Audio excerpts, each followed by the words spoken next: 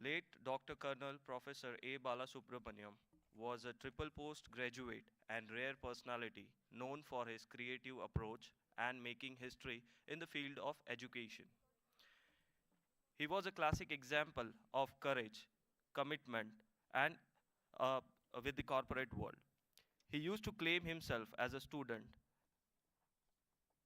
was a soldier for nearly 28 years, was a trainer, a consultant, and author of 5 books in management. A writer with more than 100 short stories and 2 novels to his credit. He was the one who conceived the very idea of creating the first postgraduate management institute in India exclusively for the defense personnel and their dependents. His scholarly attributes and commitment to students has made him as one of the amongst the leading lights in the field of education in the India. Education is an answer of knowledge, skill, and attitude. It is the energy of a nation. It is a source of discipline, dedication, and determination to achieve the goal, was a saying. He was the founder of the prestigious Sri Balaji Society. Balaji Law College, under the auspice of Sri Balaji Society, upholds the society's philosophy of discipline, dedication, and determination. It is an upcoming institution with the goal of catering to contemporary requirement of the society to have trained corporate lawyers.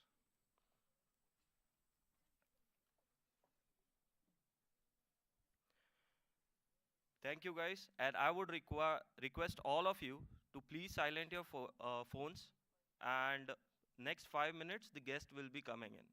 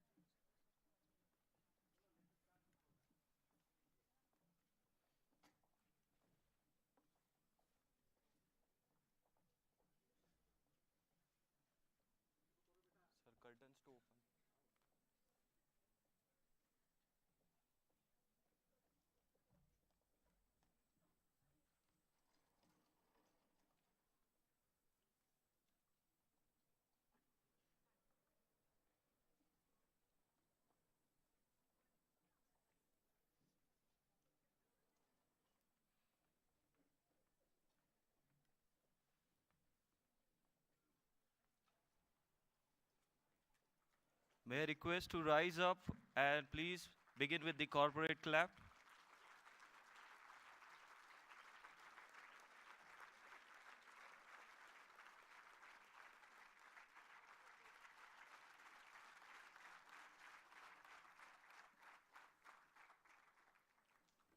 Thank you, everyone.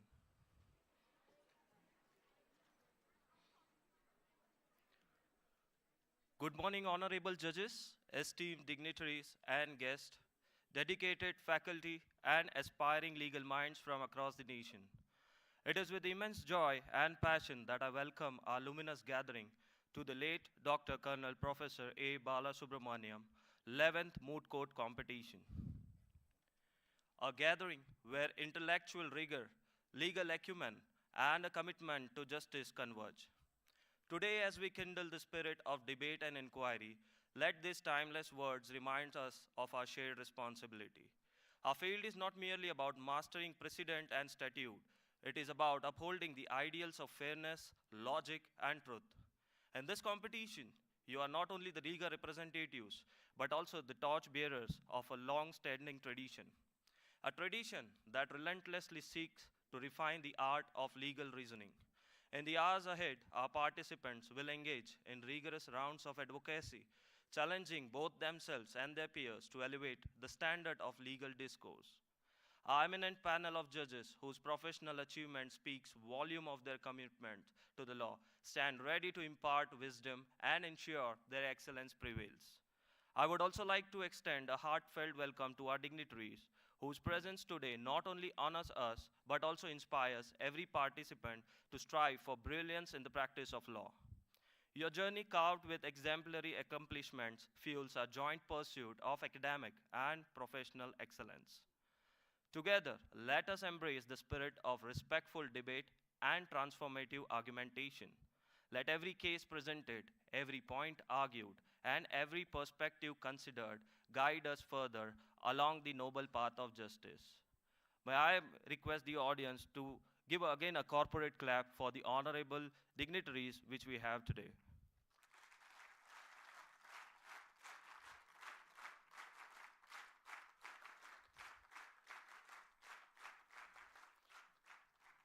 Thank you all. Now we proceed to our next step, which is ceremonial lighting of the lamp, Saraswati Vandana. Thank you. Before we set the wheels of our minds and hearts into the motion, let us honor the ancient ritual that has long been a beacon of wisdom. As we light the ceremonial lamp and immerse ourselves in Saraswati Vandana, we welcome knowledge, creativity, and that spark which transforms endeavors into triumphs. I invite our respected dignitaries for this soulful beginning. Thank you.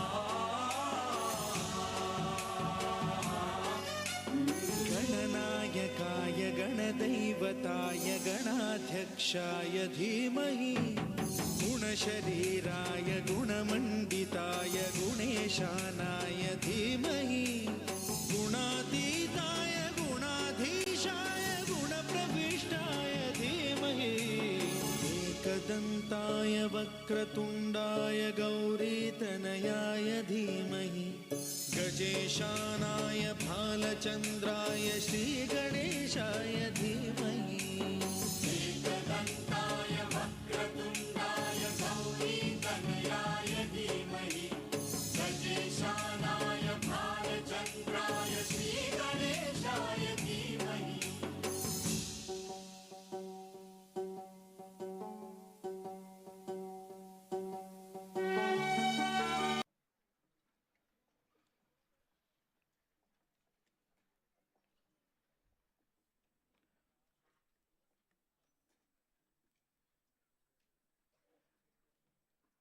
Thank you. Uh, it is an absolute honor and privilege to extend a warm welcome to our esteemed dignitaries today. Your presence truly elevates this event, and we are grateful for your valuable time and guidance. To express our heartfelt appreciation for your remarkable contribution to the field of law and justice, we would like to felicitate you with a token of gratitude on behalf of Sri Balaji Society, Balaji Law College, as a symbol of our respect and admiration. Our journey today is guided by the wisdom of those who have mastered their craft. It is my honor to introduce our panel of judges whose invaluable insights illuminate the path to excellence in the legal arena. May I request Shirude sir to felicitate esteemed Professor Shri Ullas Bapat sir, academician and constitutional law expert.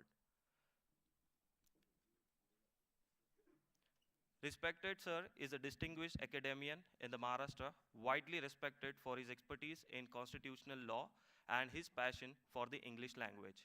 A dedicated mentor, he has shaped countless students through his clear teaching, inspiring a love for governance principles and linguistic excellence.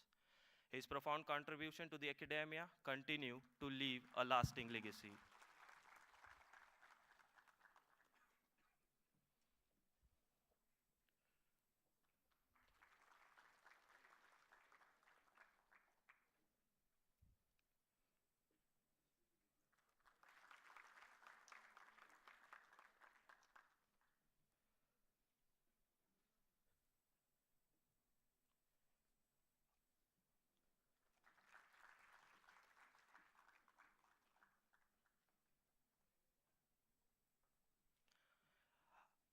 So may I request Shirude sir to felicitate Honorable Shri S.R. Narvade sir, Ad hoc District Judge and Assistant Session Judge, Pune.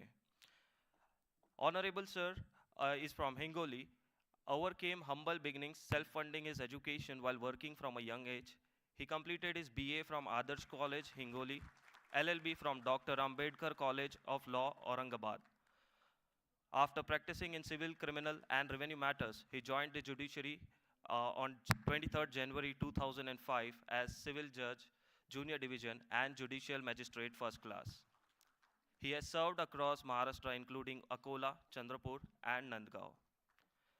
He is promoted to Civil Judge, Senior Division in 2015 and later to Ad hoc District Judge in 2023. He is currently designated as a Special Judge under the SC/ST Prevention of Atrocities Act, Pune. Thank you. May I request Shirude sir to felicitate Honorable Shri A.C. Birasdar sir, Joint Civil Judge, Junior Division, JMFC. Honorable sir is from Hingoli. Inspiring journey became from humble roots, working from childhood to self-fund his education after earning his political science degree 99 and LLB in 2002. He practiced law in Solapur, specializing civil, criminal, and labor cases, handling over 250 domestic inquiries, and advocacy runs in his family across 2 generations. In 2012, he joined the judiciary as a civil judge, junior division, serving in various locations and was promoted to ad hoc district judge in 2023. Currently, he is a special judge, SC/ST Prevention of Atrocities Act in Pune. Thank you, sir. May I request Shirude sir to felicitate Honorable Shri Y.D. Koinkar sir, Joint Civil Judge, Junior Division, and JMFC. Honorable sir is from Buldana, Maharashtra. He began his academic journey at Dr. D.C. Gupta Primary School and pursued higher education in Buldana. After graduating in 1999, he earned multiple qualifications include BPEd and B.Ed, an additional degree in English literature, and LLB 2007 first class. He further secured an LLM in Constitution and Administrative Law 2009, along with a PG diploma in Human Rights. A NET set qualifier, sir practiced law in Amravati, Akola, and Shegaon, specializing in civil, criminal, and banking matters. Thank you, sir. May I request Shirude sir to please felicitate the Honorable Shri N.S. Bari sir, Joint Civil Judge, Junior Division, and JMFC. Honorable Sir is a distinguished legal scholar and professional who excelled academically, earning top honors in both LLB and LLM degrees, including a gold medal from SS Maniar Law College, Jalgaon, and further specializing in business law at Mumbai University. Alongside diploma in cyber law, labor law, and human rights, he qualified NET and SET and gained 5 years of court practice in Jalgaon district.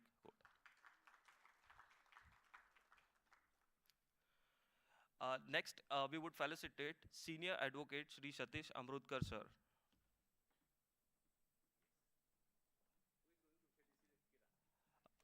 May I request Kiran sir to felicitate Satish Amrutkar sir.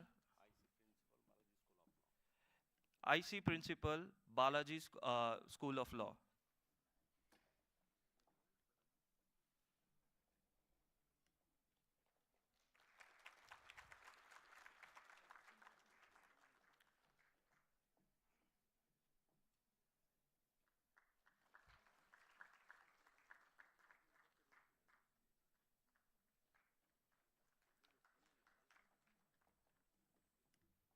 May I request Dr. Tejaswi Ahwad, Principal, Balaji Law College, to felicitate Advocate Monica Wadkar ma'am.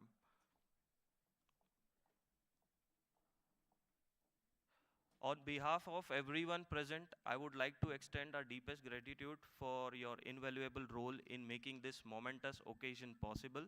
It is through your unwavering efforts and exceptional dedication and vision that we have the honor of welcoming the esteemed judges to this event. Thank you, Monica ma'am.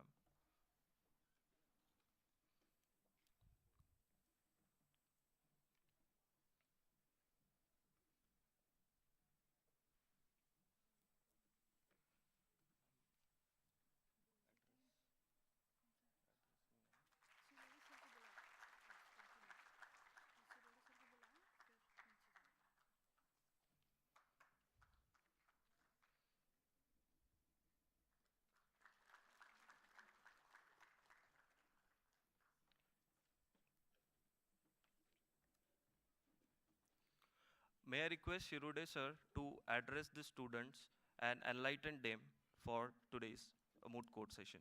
Thank you. Good morning, everybody. Good morning. Very good. I am so happy now. This is the young Indian spirit, young lawyers, going to be future advocates, masters, judges, maybe at district, high court, as well as Supreme Court. This is what we expect at Sri Balaji University, Pune, and even the two colleges affiliated to Savitribai Phule Pune University, Balaji Law College and Balaji College of Arts, Science and Commerce. Both the colleges are NAC accredited.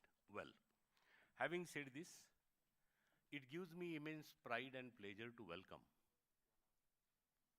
a very senior colleague of mine, worked around about 4 decades with Professor Ullas Bapat, a constitutional expert renowned not only in Maharashtra but in India, and n number of articles and n number of interviews on different TV channels.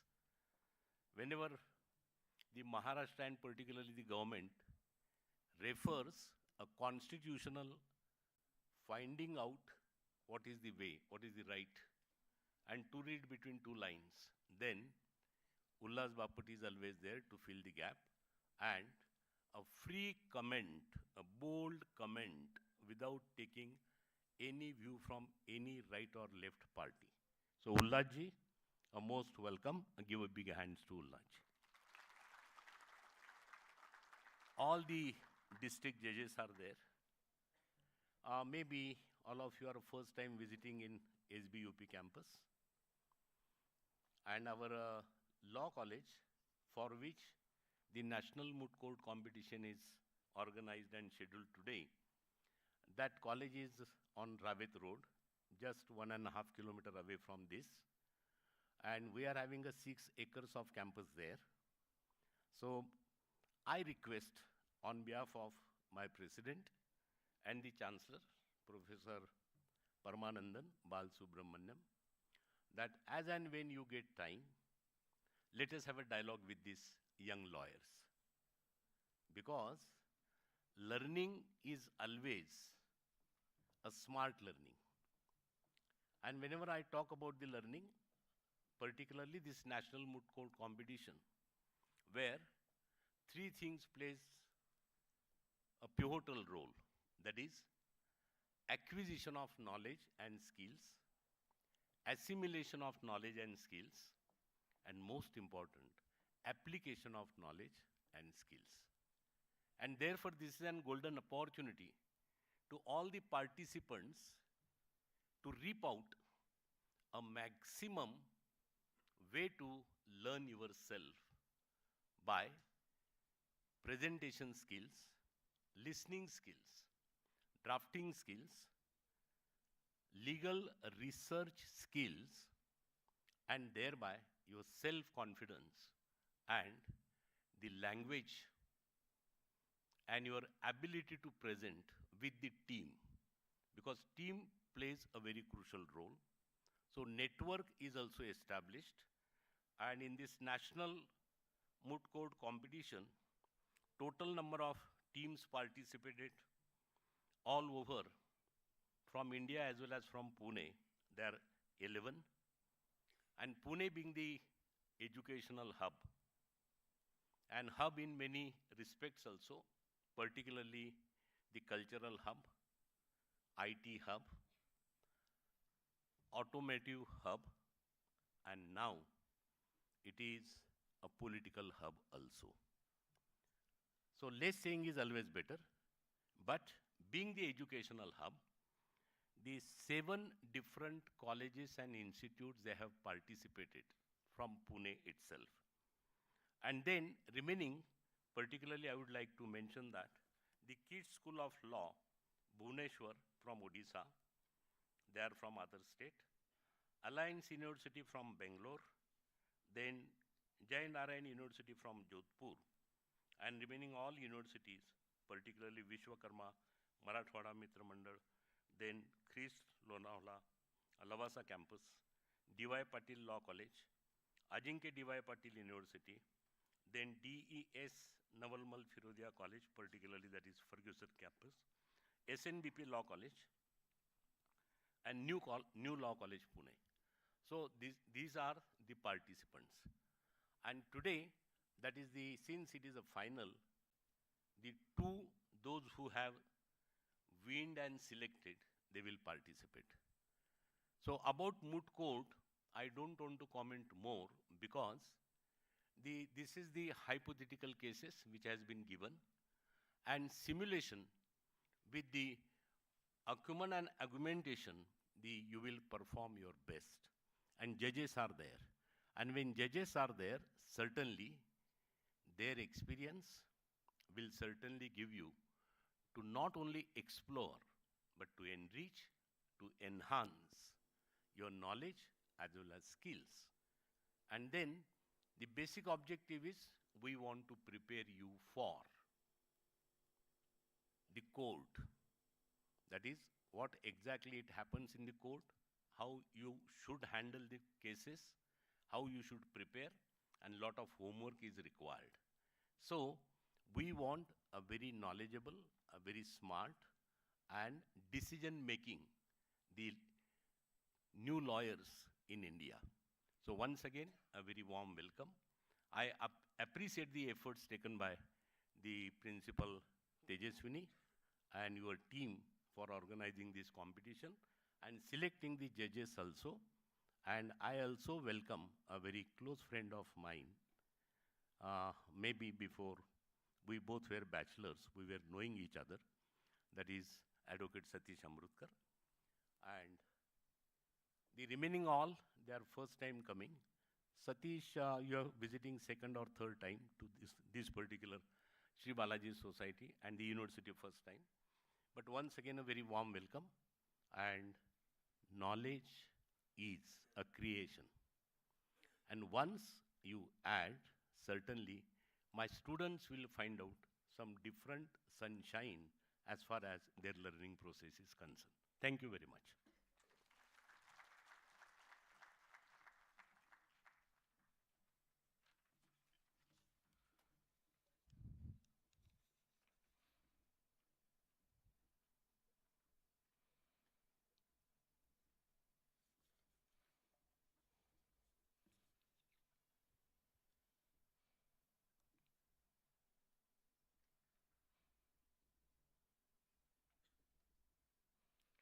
Thank you, sir, for your kind words.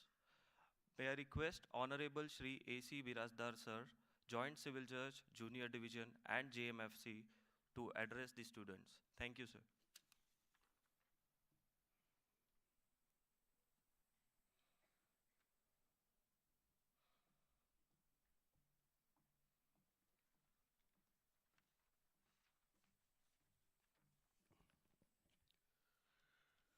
Good morning to one and all. The honorable dignitaries on the dais, the Vice Chancellor of this institution, Professor Dr. Shri J.K. Shirule sir, the Principal of Balaji Law College, today's eminent judge who needs no introduction actually, Dr. Shri Ullas Bapat sir, Principal Srimati Tejaswani Awad ma'am, Professor Dr. Shri Shinde, District Judge Honorable Shri Narwade sir, Civil Judge Honorable Shri Koinkar sir, Civil Judge Honorable Shri Dr. Bari sir, Senior Advocate Respected Shri Satish Amrutkar sir, Respected Srimati Monica Wadkar, Advocate ma'am, all the teaching staff, honorable professors of this institution, and non-teaching staff, and my dear friends. Just now, I have been told that it is a last year batch. So, what I feel that this is upcoming generation entering into the bright, noble profession, legal profession. Some of you may be future judges, because while addressing, Dr. Shri Shirule sir just told you that some of you may be advocates, may be professors, may be judges. But what I feel that nowadays the judgeship has become a good career. It has a smart salary, stability, and in fact, in another angle, the judiciary, the institution, actually needs the good people, good judges. So, from this dais, I appeal you all to think about entering into the judiciary. By becoming a judge, you will get to serve the society. It is said that we all owe certain debts like Pitrarun, Matrarun, Acharyarun, and similarly that debt against society is also there. And what I feel that we must discharge this debt. So, apart from the legal profession, that is becoming an advocate, you can also think about becoming of judge. So, again, I would appeal you all to think about the judgeship, and yes, that is a little hard, but if you take pain and efforts, it is not that much hard. One more assurance I am asked by Dr. Bari sir that I should assure you all that whenever you need to have a scene of the court scene, you are welcome in the courts of we all, Narwade sir, Dr. Bari sir, Koinkar sir, and in the court of me too. We are grateful to the institution that the institution has considered our names to be present here and to have certain dialogues with you, to interact with you, all students of this college, this university. Without taking much time, I again extend my heartfelt gratitude to the institution, particularly Shirley sir, principal ma'am, that they invited us and provided an opportunity to be here and to have interaction with you all.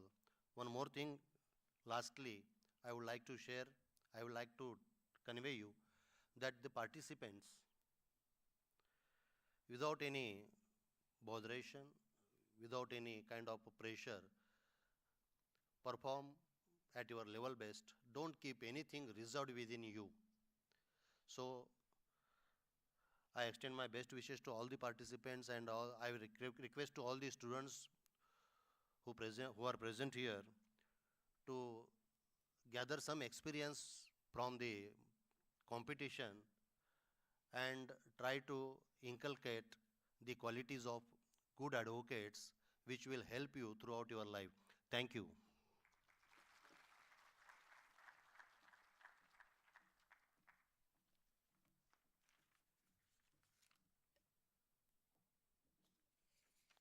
Thank you, sir, for enlightening us with the kind words. Most respected judges, it is our greatest honor and privilege to have your esteemed presence at this occasion. With the deepest regard and utmost respect, may I kindly and humbly request you to graciously take your seats in the first row so we may set up the stage for the final round. Thank you.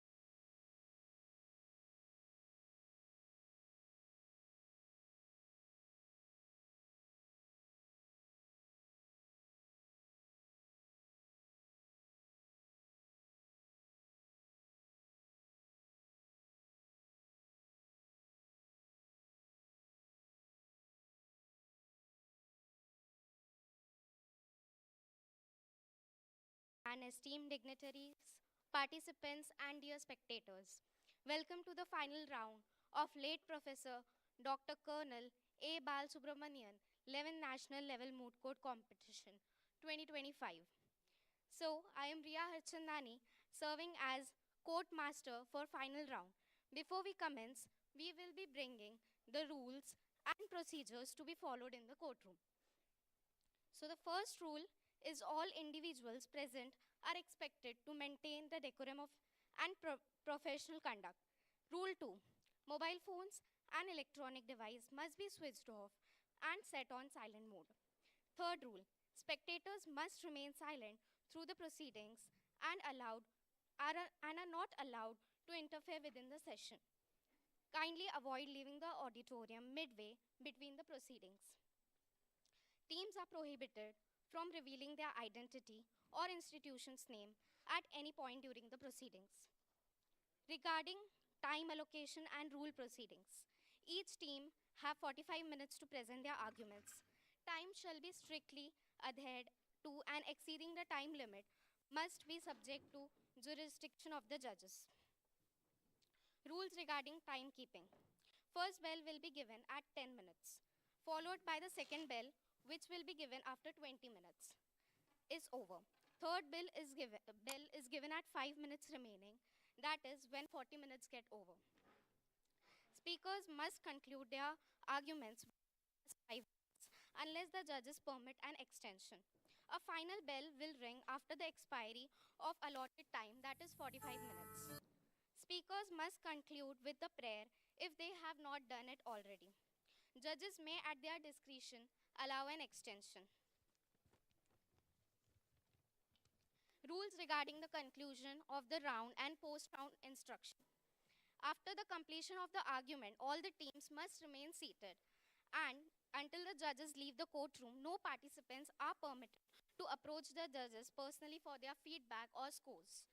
Rebuttals and sur-rebuttals are allowed on the discretion of honorable judges.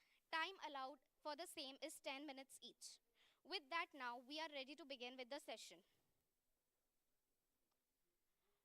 May I kindly inform the speaker of the appellant to approach to the podium to begin with the argument. Thank you.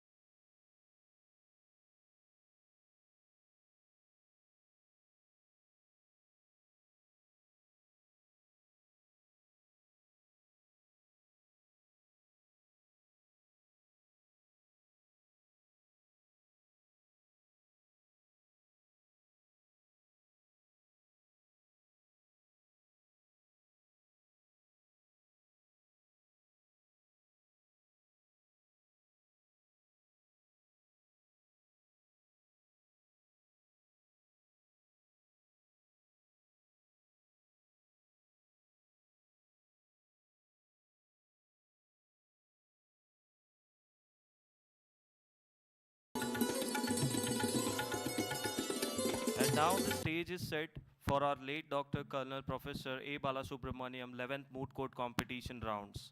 A battleground of wit, perseverance, and deep legal insight.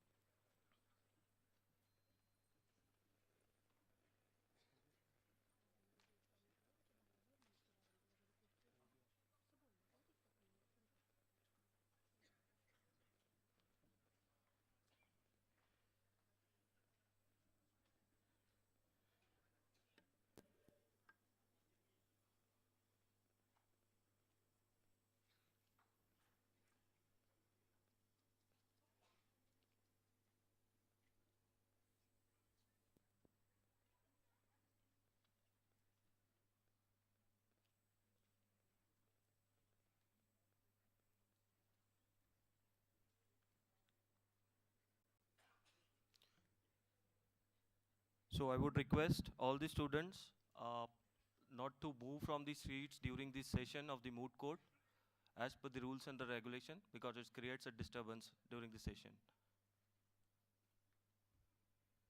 And also keep your phone on switch off mode and maintain discipline.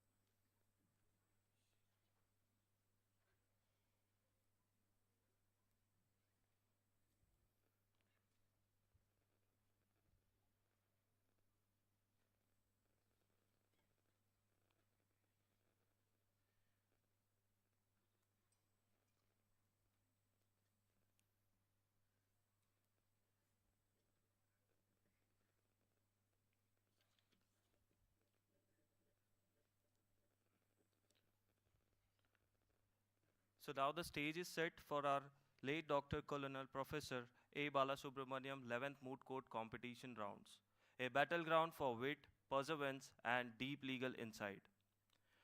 Respected judges, we extend our heartfelt gratitude for gracing us with your esteemed presence and active participation.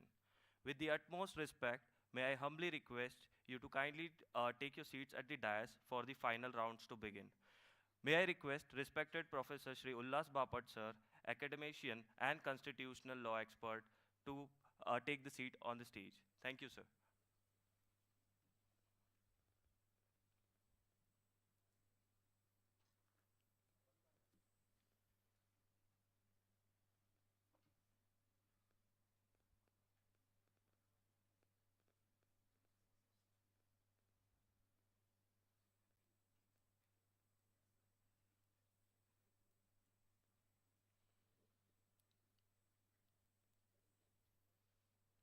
I would request students to all rise.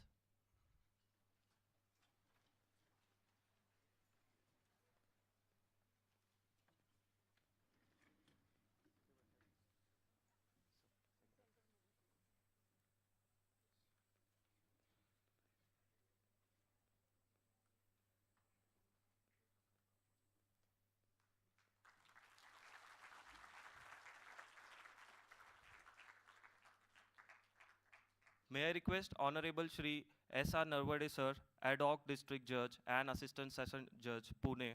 Thank you, sir.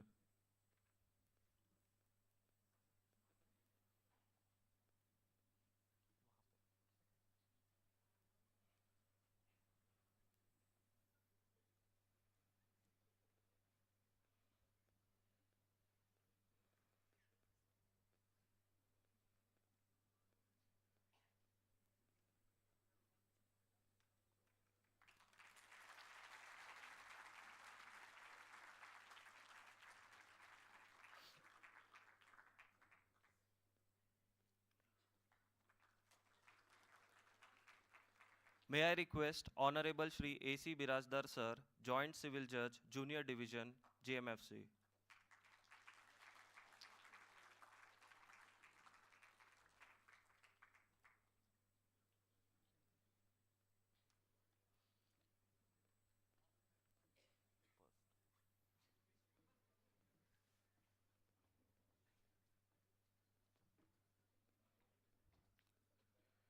May I request Honorable Shri Y.D. Koinkar sir, Joint Civil Judge, Junior Division, JMFC.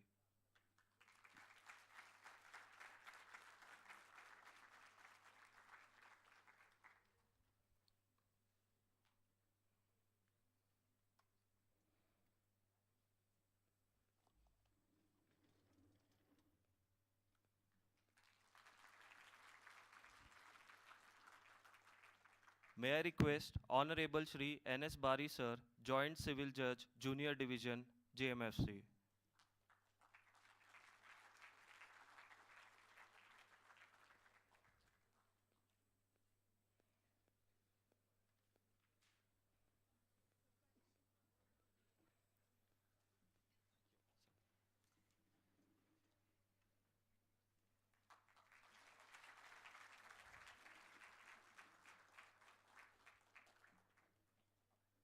Thank you, judges. Thank you, students. Please be seated.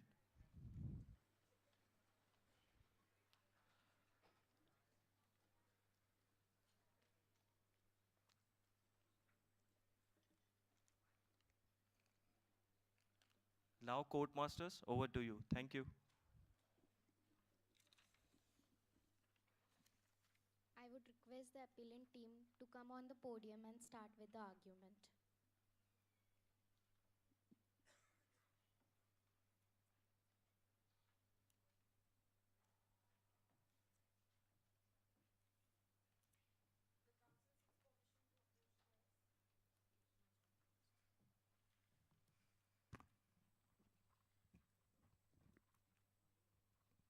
The council seeks permission to address the honorable benches, your lordships.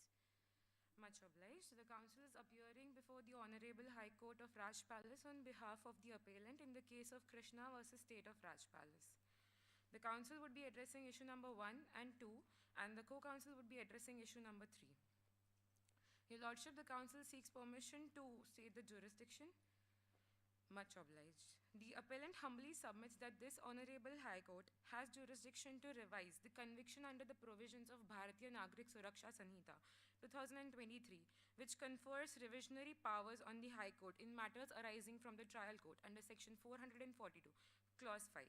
Section 442, Clause 5 is to be read along with Section 415, Clause 2 and Section 427 of Bharatiya Nagrik Suraksha Sanhita, stating that Section 415, Clause 2 bars the appeal for conviction given by the court. This revision application is to be treated as an appeal as it is well within the power of this honorable court. Now the council seeks permission to state the facts of the case. Much obliged. The present matter before the Honorable High Court involves two parties, namely Krishna, the appellant, and state on behalf of the respondent, Sanket. Krishna married Sanket in 2011, according to Hindu rites and ceremonies. In 2014, Sanket faced a huge loss and Krishna offered her own gold to Sanket to compensate the loss and make good. But however, Sanket refused, stating that it would be used for future purposes. Then Sanket demanded a substantial amount of money from Krishna's parents, that is rupees 50 lakhs, which Krishna refused to do so. Following such refusal, Sanket got into bad habits and he started taking drugs and became physically abusive towards Krishna. He refused Krishna's request to continue her PhD. Subsequent to this refusal, Krishna sought financial help from her father to complete her education. Krishna experienced difficult pregnancies with necessary terminations, and the third pregnancy was terminated. However, Sanket opposed that termination. In 2018, Sanket refused to financially support Krishna's PhD, demanding she focuses on conceiving, citing her lack of financial support for his business and a previous abortion. He became increasingly distant, and Krishna suspected his involvement with the receptionist Roma, leading to a conflict between them.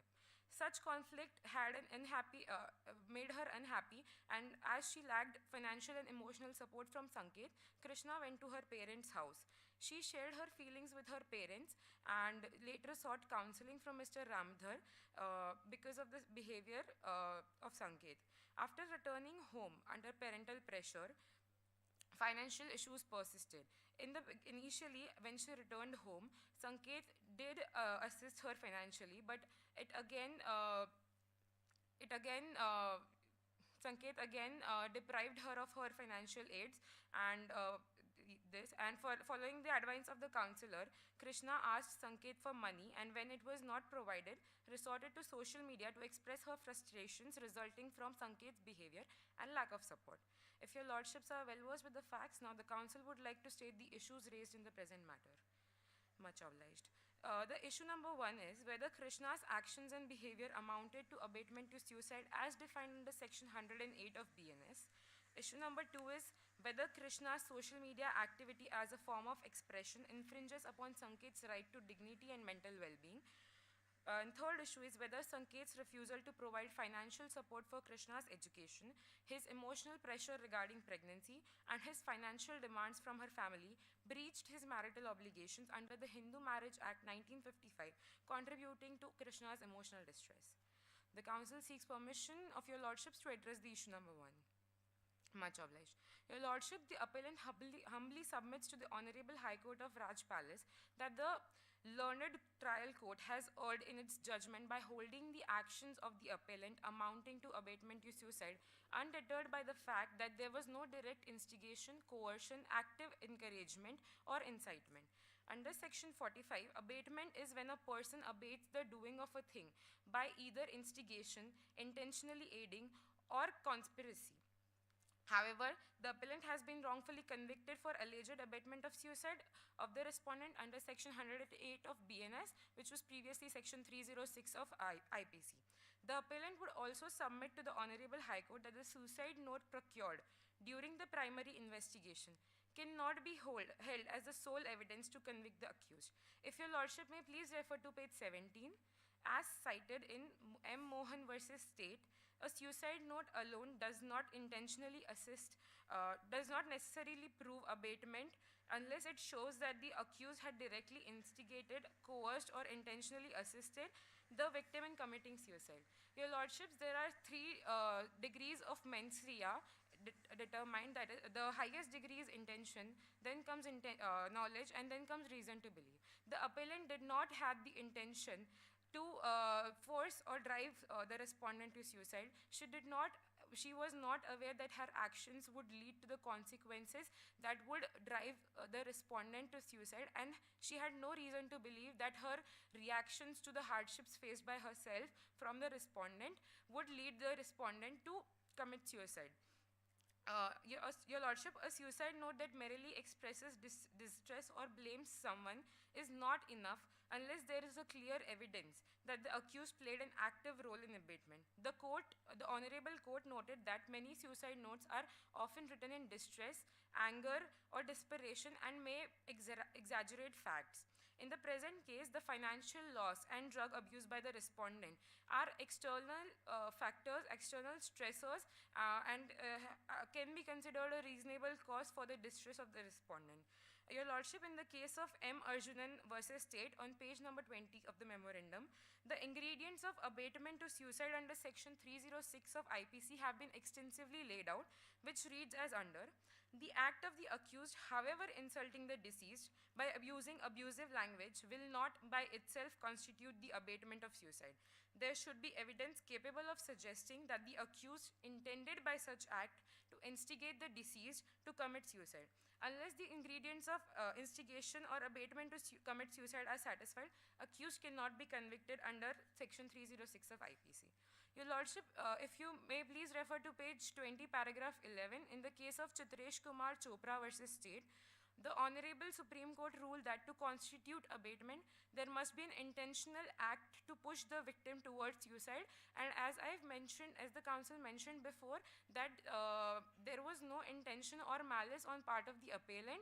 The financial restrictions imposed on the appellant by the respondent, and in reaction of which the social media criticism was made by the appellant towards the respondent, were mere reactions to the sufferings of appellant and do not meet the criterion of abatement.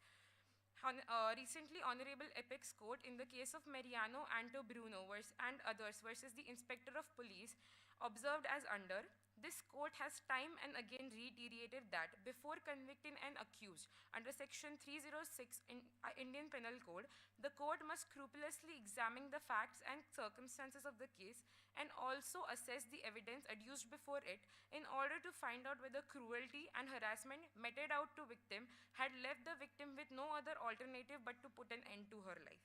It is also to be borne in mind that in cases of alleged abatement to suicide, there must be proof of direct or indirect acts of incitement to the commission of suicide.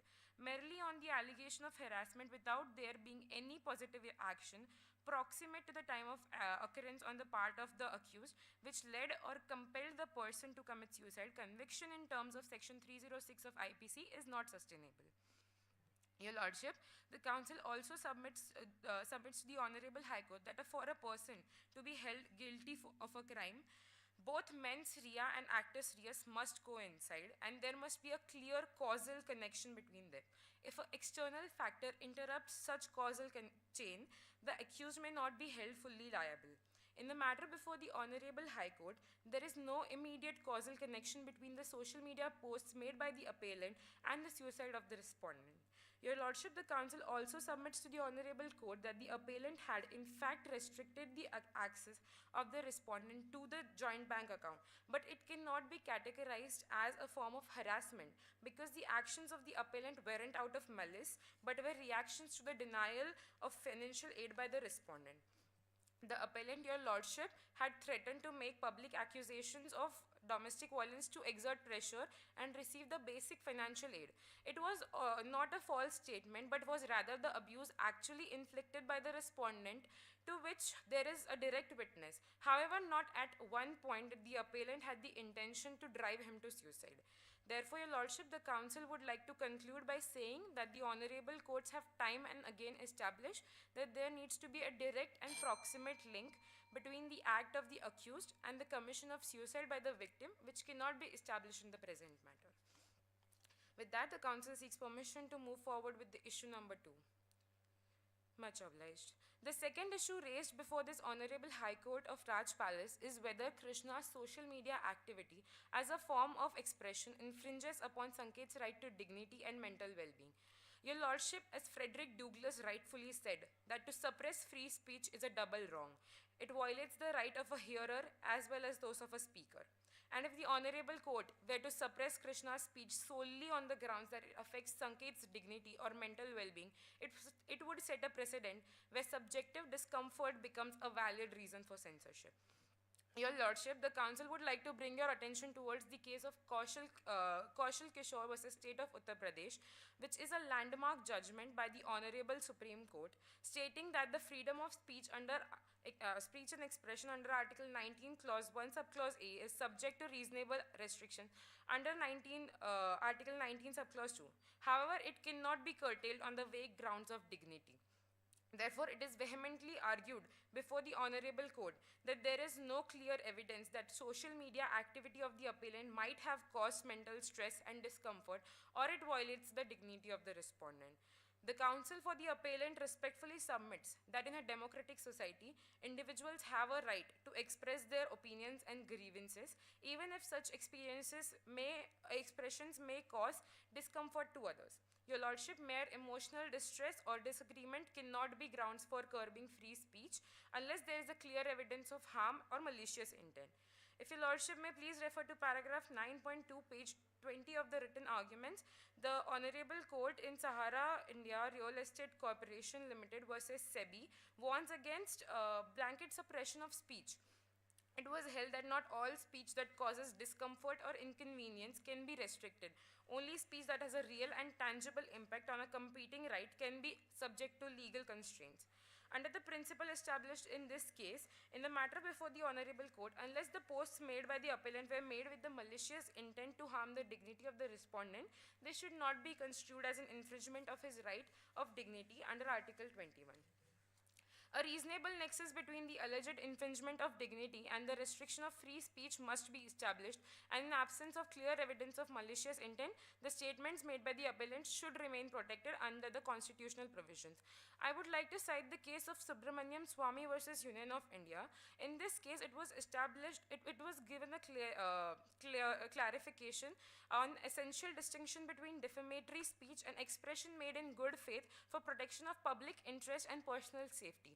In the present case, the personal safety in form of financial security of the appellant was being violated, and hence it cannot be construed as a defamatory speech, rather a speech made in interest of her personal safety.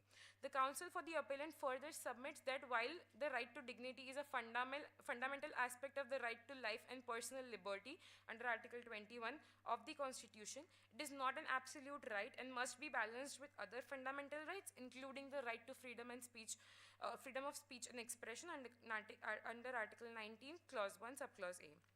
Your Lordship, the Council also submits that in Shreya Singhal versus Union of India, the Honorable Supreme Court struck down Section 66A of the Information Technology Act, holding that strong opinions, criticisms, or social media posts do not violate the dignity of another per se.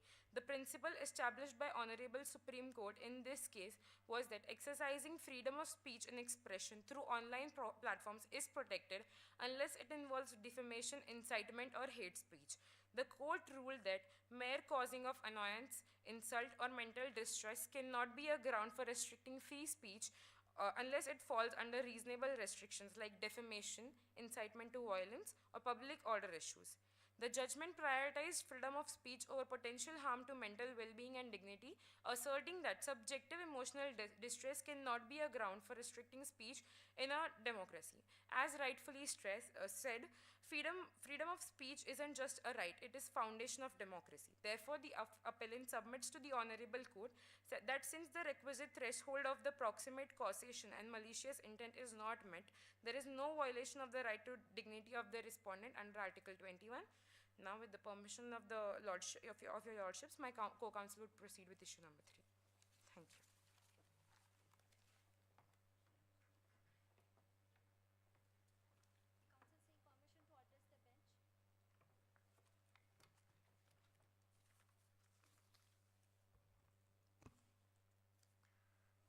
The council seek permission to address the bench as your lordship. Lordship, may it please the honorable court. Your lordship, marriage is the marriage is not just a legal contract, it's a partnership based on mutual respect, care, and support. When one partner denies the another fundamental rights, it's not just a violation of law, but a betrayal of trust and commitment. And that is what exactly had happened in this case, your lordship. The appellant, who should have been supported and encouraged in her personal growth, was instead subjected to economic deprivation, coercion, and neglect. The respondent refused to provide financial support for her education, pushing her into dependency and restricting her ability to build a secure future. In the case of Chhatrabhuj versus Sitabai had made it abundantly clear, a wife is entitled to maintenance if she is unable to maintain herself. But maintenance is not just about survival, it is about dignity, respect, and security. A husband's duty does not end with ensuring basic food and shelter. He must also provide the means for her wife to live a life of dignity and self-respect. But here, your lordship, the respondent has done the opposite. Instead of ensuring a life of dignity for appellant, he has created a situation of financial struggle and emotional distress, and this is economic cruelty, your lordship. In the case of Narendra versus K. Meena, has defined that mental cruelty as conducted that cause mental agony, frustration, and oppression. The appellant was not only denied financial support, but was also pressured into a pregnancy against her wish. Your lordship, this is not just a neglect.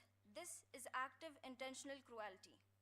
The respondent refusal to support the appellant financially while simultaneously exerting emotional and reproductive coercion amounts to severe mental and economical abuse. Your lordship, in a Vijay Kumar versus Anju, that the economic abuse, whether through financial deprivation or coercion to contribute beyond one's means, falls within the purview of domestic violence under the Domestic Violence Act 2005. Your lordship, economic dependency is not luxury. It is a necessity for her dignity, and women should have to depend on anyone for her basic survival. And she certainly should not forced into a financial coercion, hardship by very person who ought to support and respect her. The Supreme Court has time and again reaffirmed that the woman's right to maintenance and dignity is an inherent part of a marriage. If a husband deliberately denies his wife financial support, restricts her educational growth, and emotionally pressure her into pregnancy, he is not just violating marital obligation, he is committing cruelty. The appellant stands before the Honorable Court seeking justice against the injustice.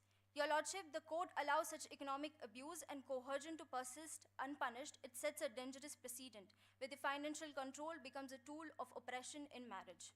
As Mahatma Gandhi once said, the true measure of any society can be found in how it treats its most vulnerable members. If a woman in a marriage is forced into financial dependency, deprived of education, and subject to coercion, we must ask ourselves, is this the society we wish to uphold?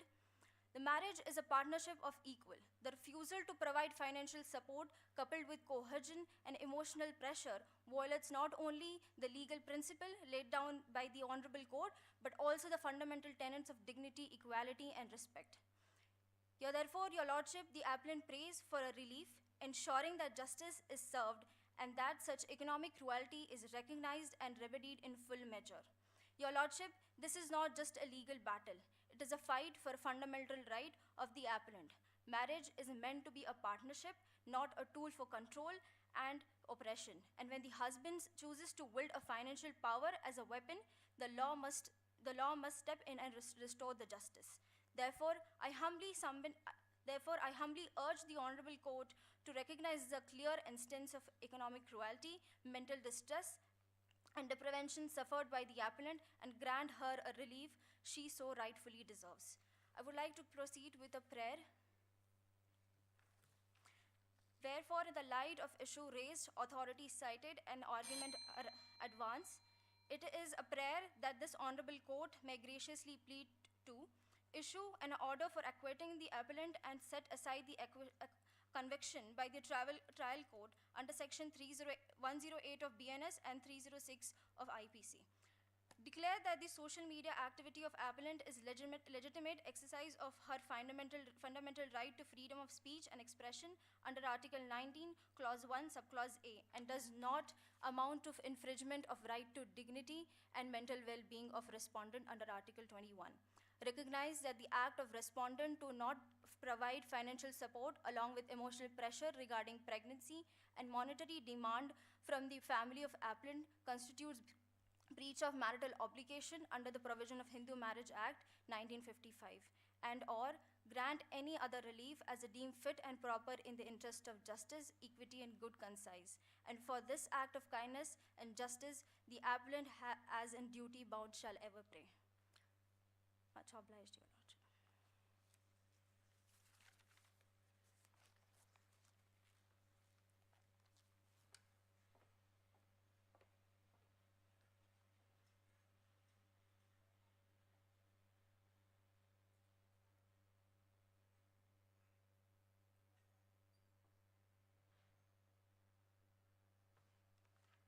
I would request the respondent team to please come on the podium and start the argument from your side. Thank you.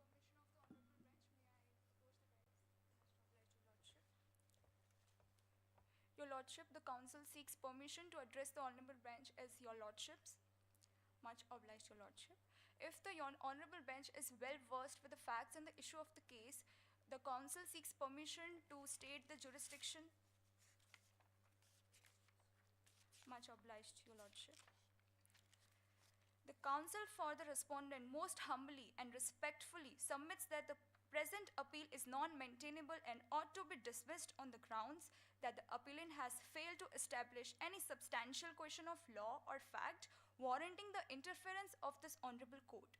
The appellant has merely raised factual disputes and denied the allegations without demonstrating any legal infirmity in the judgment of the trial court. The findings of the trial court are firmly based on clear and compelling evidence of emotional and psychological abuse, which unequivocally constitutes abatement to suicide under Section 108 of the Bharatiya Nyaya Sanhita. Given the absence of any substantial legal grounds to challenge the findings of the lower court, this Honorable Court shall dismiss the present appeal under Section 386 of CRPC. Your Lordship, I will be dealing with the issue number 2 and 3, and my co-counsel will be dealing with issue number 1.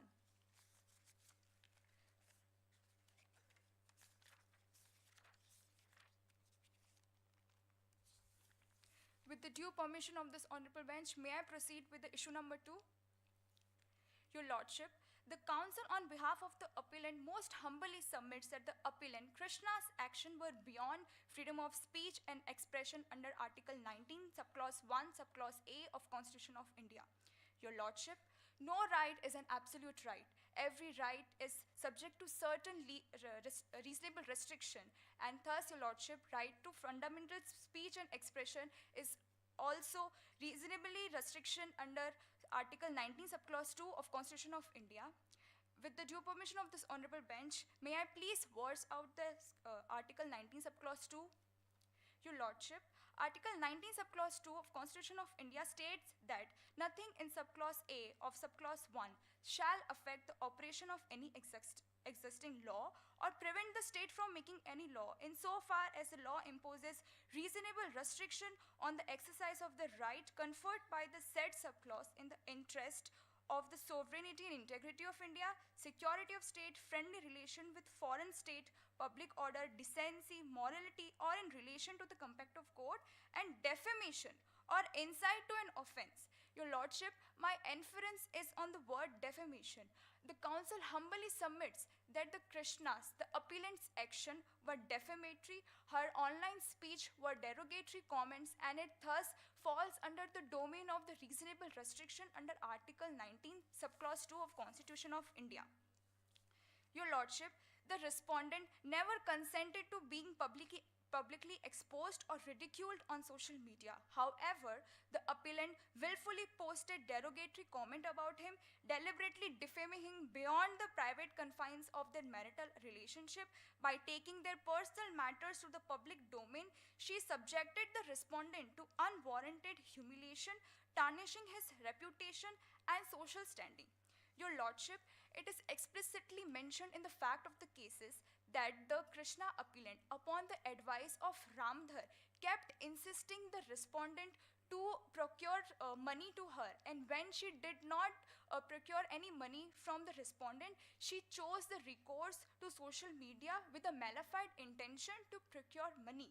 And Your Lordship, this malified intention was led to her stating derogatory comments on social media, tarnishing the reputation of the respondent, and subjecting her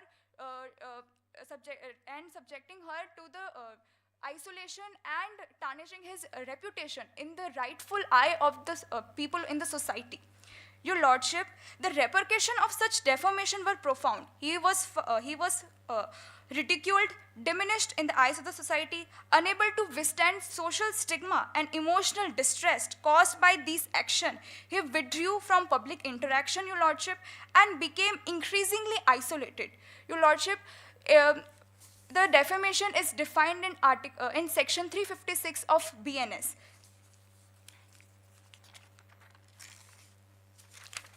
Your Lordship, with the due permission, I would like to state the definition of defamation under section 356 of BNS. It states that whoever by words, either spoken or intended to read, or by signs or visual representation, makes or publish in any manner any imputation concerning any person intending to harm, or knowing or having the reason to believe that such imputation will harm the reputation of such person, and that speech is said to be defame that person. Your Lordship, the appellant was knew that her action, her defamatory statement would tarnish the reputation, and Your Lordship, thus we state that her speech was defamatory and it was not expression of fundamental speech and expression, and it thus falls under the reasonable restriction. Your Lordship, her speech not only was defamatory, but were also against the fundamental right to dignity, which is essential aspect of the right to life under Article 21 of Constitution of India. Article 21 asserts that no person shall be deprived of their life except according to the procedure established by law. This means that every individual has the right to live, and their life cannot be taken away except in the accordance with the prescribed legal procedure. Right to life also encompasses the right to live with dignity, Your Lordship. And the appellant's derogatory comments tarnished his dignity and thus led to him extreme emotional distress that he had no other option left, and he taken a such worst step, which is the suicide, Your Lordship. And the suicide and the derogatory comments has a direct causal link as well, Your Lordship. Your Lordship, during the police investigation, it is mentioned in the facts as well, Your Lordship, during the police investigation, the police officers found respondent's laptop, which contained the history of appellant's abusive online behavior, including the derogatory social media post. All this amounted to defamation under section 356 of Bharatiya Nyaya Sanhita. Protection of reputation of individual is also a fundamental right, Your Lordship. Your Lordship, the appellant intentionally and deliberately published the defamatory statement with an intention to procure money from the respondent. She kept tormenting him to transfer significant amount of his income to her account despite knowing the fact that he is facing serious financial constraints. She even threatened to leave him and publicly accuse him of domestic violence if he did not comply with her demands. All these facts demonstrate that the respondent faced relentless emotional abuse by the hands of the appellant, which constitute to mental harassment under Section 352 of Bharatiya Nyaya Sanhita.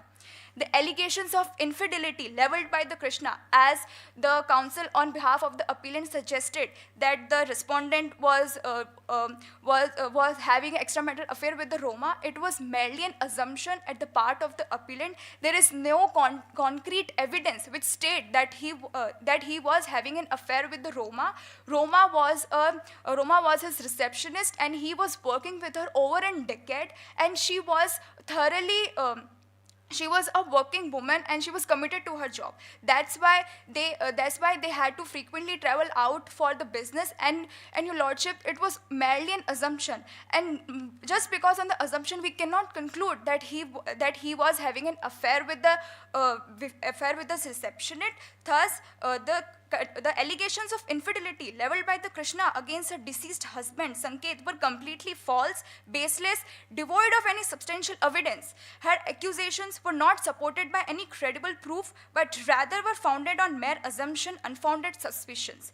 Despite the absence of any concrete evidence, the appellant repeatedly engaged in heated altercation with the Sanket over these allegations, taking her mistrust to an extreme, and she invaded Sanket's privacy by secretly assessing and reading his personal conversation with his receptionist. This blatant breach of privacy was not only unjustified, your lordship, but also direct violation of his personal boundaries and dignity. Every individual, regardless of their marital status, has the regal right of privacy and personal space. While Krishna willfully disregarded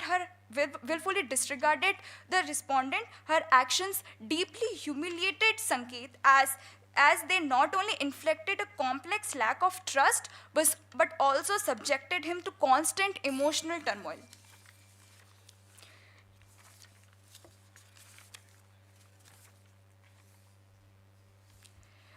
Your lordship, with the due permission of this bench, I would like to proceed with the issue number 3.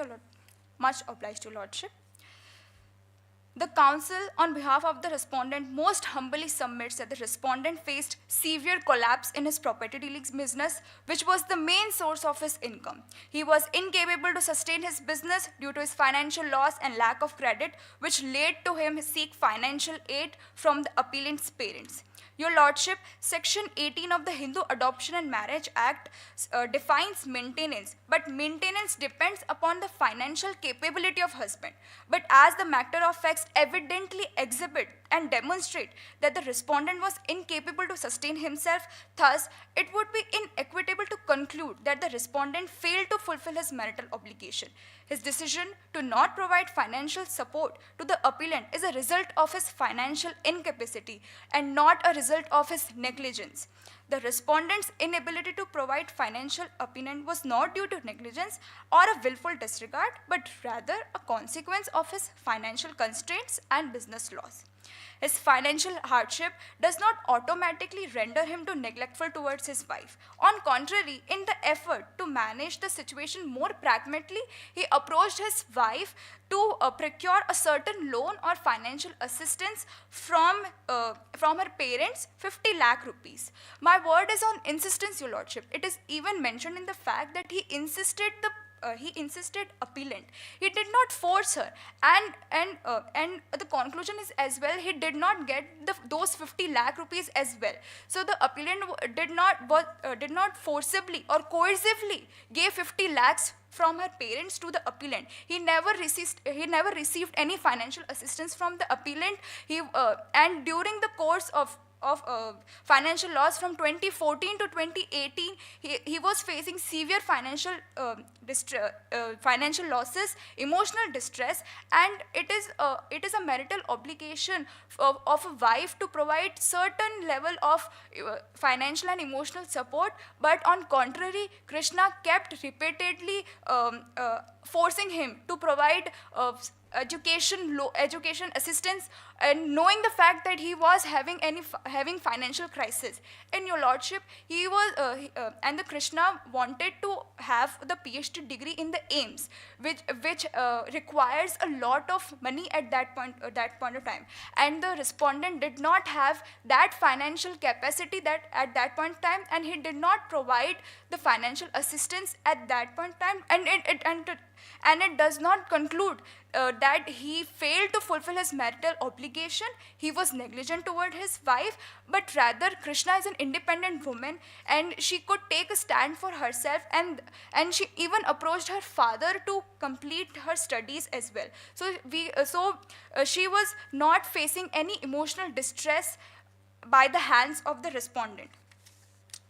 Your lordship, the contentions made by the appellants that the respondent forced her during the pregnancy, your lordship, I would highlight certain timelines from the fact of the cases. Firstly, in the year 2014, the appellant conceived the first child, but chose to terminate the pregnancy due to exposure of harmful radiation as a part of her PhD lab work. At that point of time, your lordship, the respondent did not raise any objection, acknowledging the necessity of the decision. Your lordship, in February 2016, when appellant conceived again but had to terminate the pregnancy due to acute kidney infection, the respondent once again refrained from objecting, as the circumstances justified the decision. However, your lordship, in 2018, when appellant was pregnant for the third time and intended to terminate the pregnancy solely due to her academic commitments, the respondent expressed his objection. His stance was not a violation of marital duties, but rather a reasonable marital expectation, one rooted in his genuine desire to build a family. His emotional response was not an act of coercion or an expression of his legitimate concerns as a husband. It is crucial to recognize that emotional pressure or disagreements between the spouses do not automatically constitute cruelty or breach of marital obligation. The respondent's insistence on continuing the pregnancy, particularly when he was overwhelmed with his personal and financial struggle, was an expression of his emotional distress rather than an intentional cruelty. His concern was grounded on his aspiration for the marriage and the family rather than any wrongful exertion of control over the appellant's personal choice. The family planning or having children is a significant aspect of married life, your lordship. Sanke's insistence was just a reflection of those cultural and social expectations. Seeing the worsening marital bond, he also saw this as a way to strengthen their family bond. The counsel of the respondent would like to state that the husband's personal wish or insistence on having a child does not constitute cruelty in any form, and it does not create the violation of any marital obligations, your lordship. And your lordship, Krishna was not at all forced to have a child. In the fact of the case as well, he just insisted, he just showed his expectations to have a child. And later on as well, the appellant went ahead with terminating the pregnancy. She did not have any child at that point of a time as well, your lordship.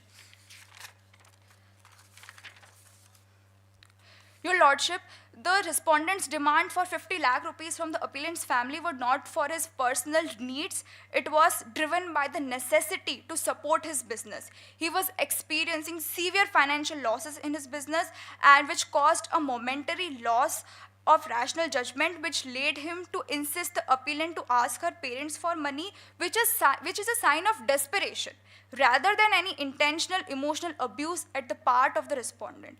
Your lordship, I would like to conclude with my two issues by stating that appellant's action were defamatory. Her Instagram post were derogatory and defamatory against the respondent under section 356 of Bharatiya Nyaya Sanhita, and the respondent did not fail to fulfill his marital obligation. He did not force the appellant to have a pregnancy, and his action were solely based to sustain a family and to have a sustainable financial aid, Your Lordship.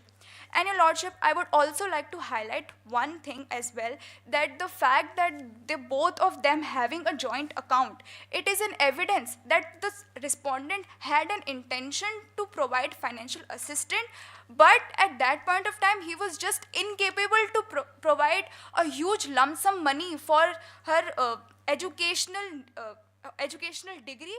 Just because of that, he did not give her any money, because he wanted to have a financial stability at that point of time for their marriage as well, Your Lordship.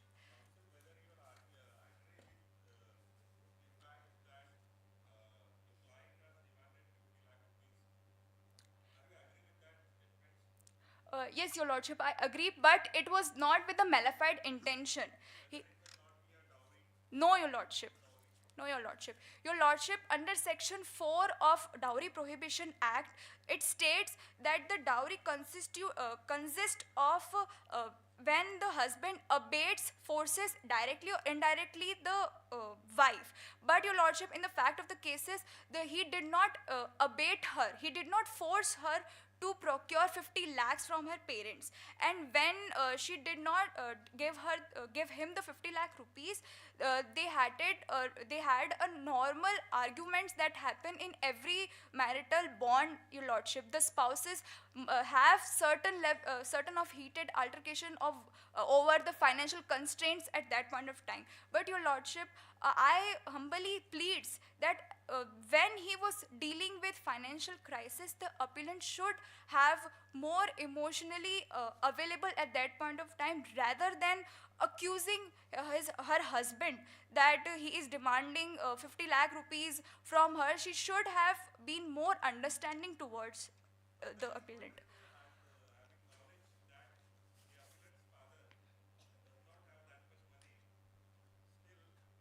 The respondent has demanded such huge amounts, so it will not amount to cruelty against the appellants.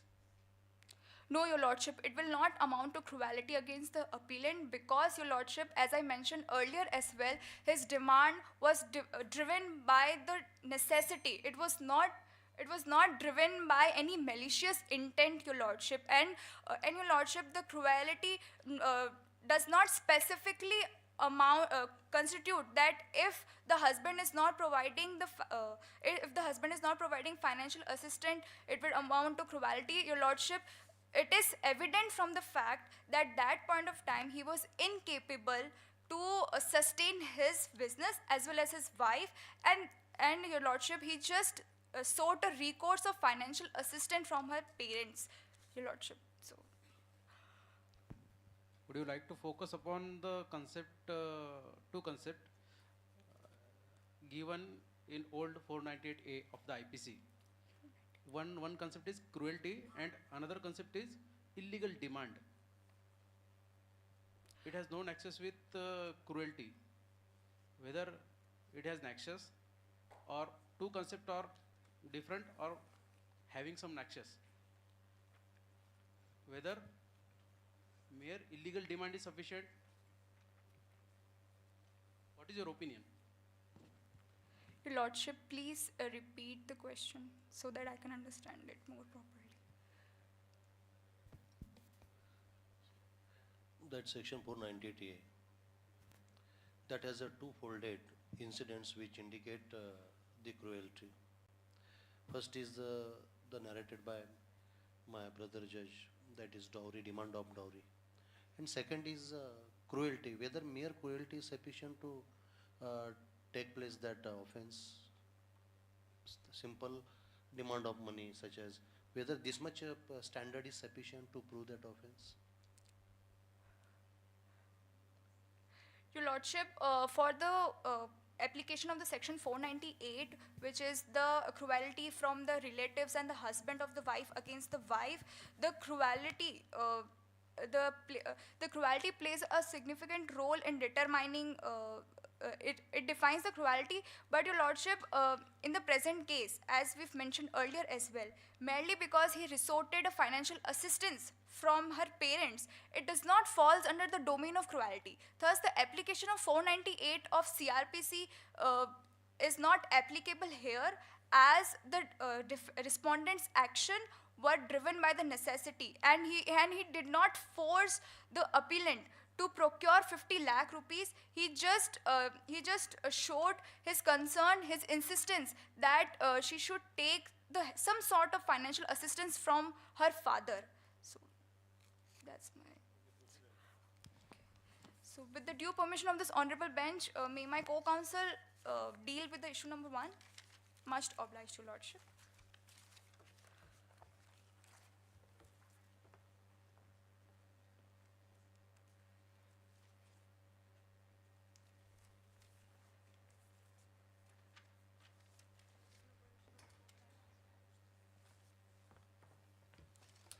Your Lordship, the counsel of the petitioner would like to begin with issue number 1, which states that whether Krishna's actions and behavior amounted to abetment to suicide as defined in section 108.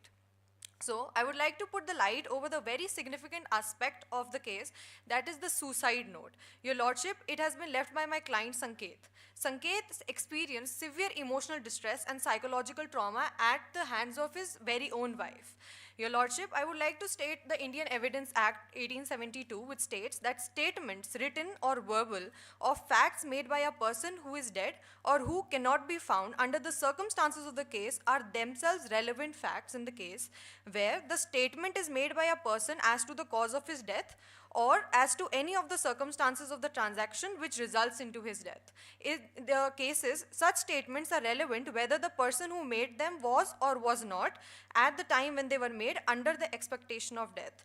Your Lordship, the suicide note that has been left by my client Sanket reflects his anguish and suggests that the marital struggles that he was going through with his wife significantly contributed to the decision. He was definitely was capable of making a rational judgment. He was of sound mind, and thus Krishna's actions were insignificant and so inconsequential that it all contributed to taking such an extreme step of taking his own life. Your Lordship, the suicide serves as a clear-cut testament to the immense suffering which highlights the serious effects of emotional and psychological distress, including public humiliation and social exclusion as mentioned in the facts clearly. Your Lordships, the appellant social media post which contained derogatory remarks about Sanket's personality and appearance were not made in good faith or as a means of self-expression, but rather as calculated efforts to demean him in the eyes of society. Your Lordship, the public ridicule and constant belittlement that he was going through all were the psychological stresses that all led to commitment of suicide. It all left Sanket socially isolated, emotionally shattered, and confined within the four walls of his home. He was unable to face the outside world. It is clearly mentioned in the statement of the facts as well that he was facing public humiliation and isolation. He was not able to face the right thinking members of the society just because of the humiliation that was done by Krishna. Your Lordship, the Council would like to restate Section 108 of BNS, which states that a person abets the doing of a thing who first instigates any person to do that thing, or secondly engages with one or more other persons or persons in any conspiracy for the doing of that thing, if an act or illegal omission takes place in pursuance of that conspiracy and in order to the doing of that thing. Thirdly, intentionally aids by any act or illegal omission the doing of that thing. Now, Your Lordship, the prosecution story entirely comes onto the ground. The first, there was clear-cut instigation by Krishna. Secondly, she engaged with more than one person. That is, she engaged into the private forum with her friends. She constantly ridiculed him. She also publicly humiliated him over the social media post, while Sanket never consented for that. Thirdly, there was clear-cut intention as well on the part of Krishna. Counsel of the petitioner also mentioned that there are three stages of mens rea, that is intention, knowledge and reason to believe, and thus they are all clearly established. Your Lordships, the relentless emotional abuse coupled with the public nature of Krishna's actions made it impossible for him to find solace, support or an alternative means of coping. The direct and cumulative impact of her actions created an unbearable psychological environment pushing him towards the irreversible decision. The series of events clearly shows that Krishna's actions were not only morally wrong, but also legally important, as they meet the criteria for instigation and abetment under the law.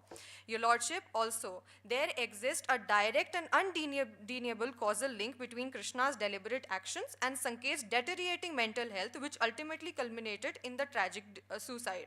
Her conduct was not at all incidental, it was not passive. It was all a chain of events that was devised in Krishna's mind. She was engaged in conspiracy as well, and all of this led to clear-cut instigation and thus led to the tragic demise of my client.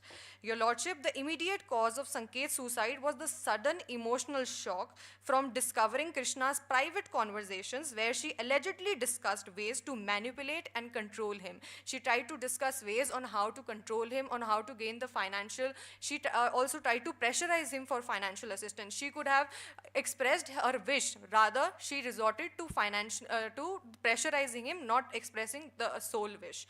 Also, the betrayal combined with prolonged emotional and mental distress served as a direct trigger that pushed Sanket into a psychological state where suicide became his only perceived escape.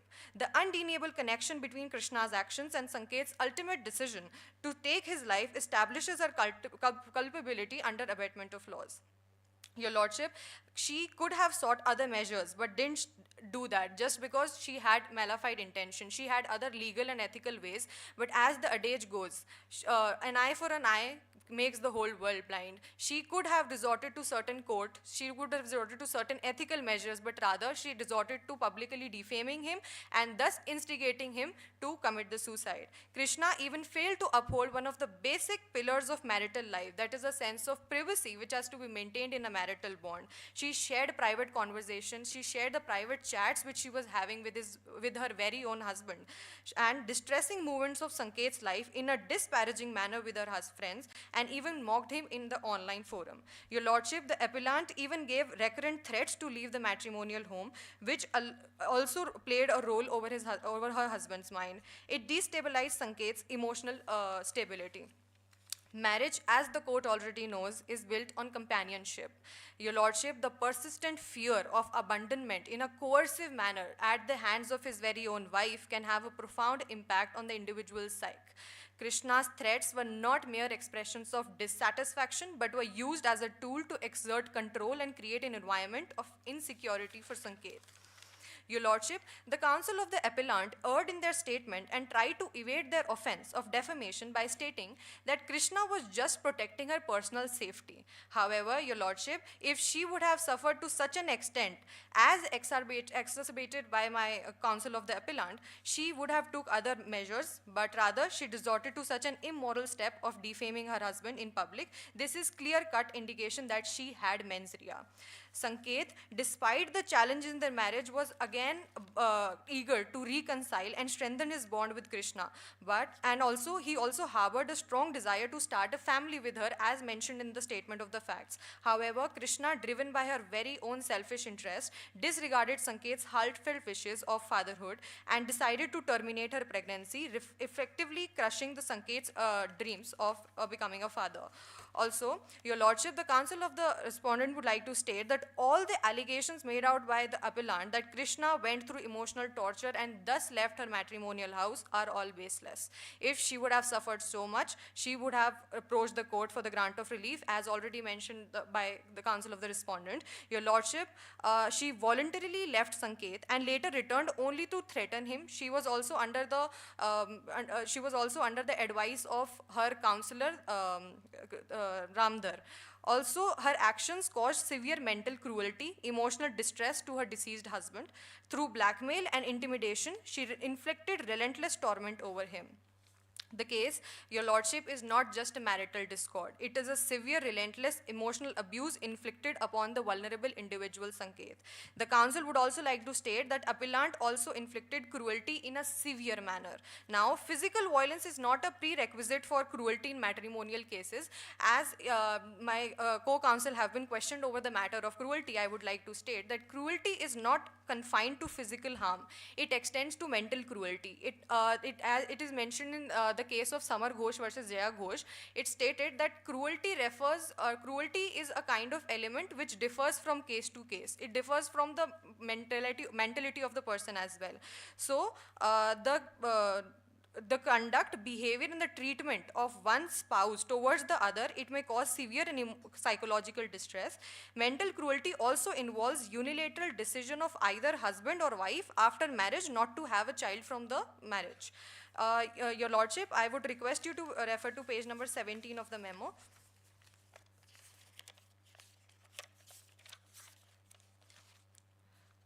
Herein, the court ultimately gave certain illustrations of mental cruelty.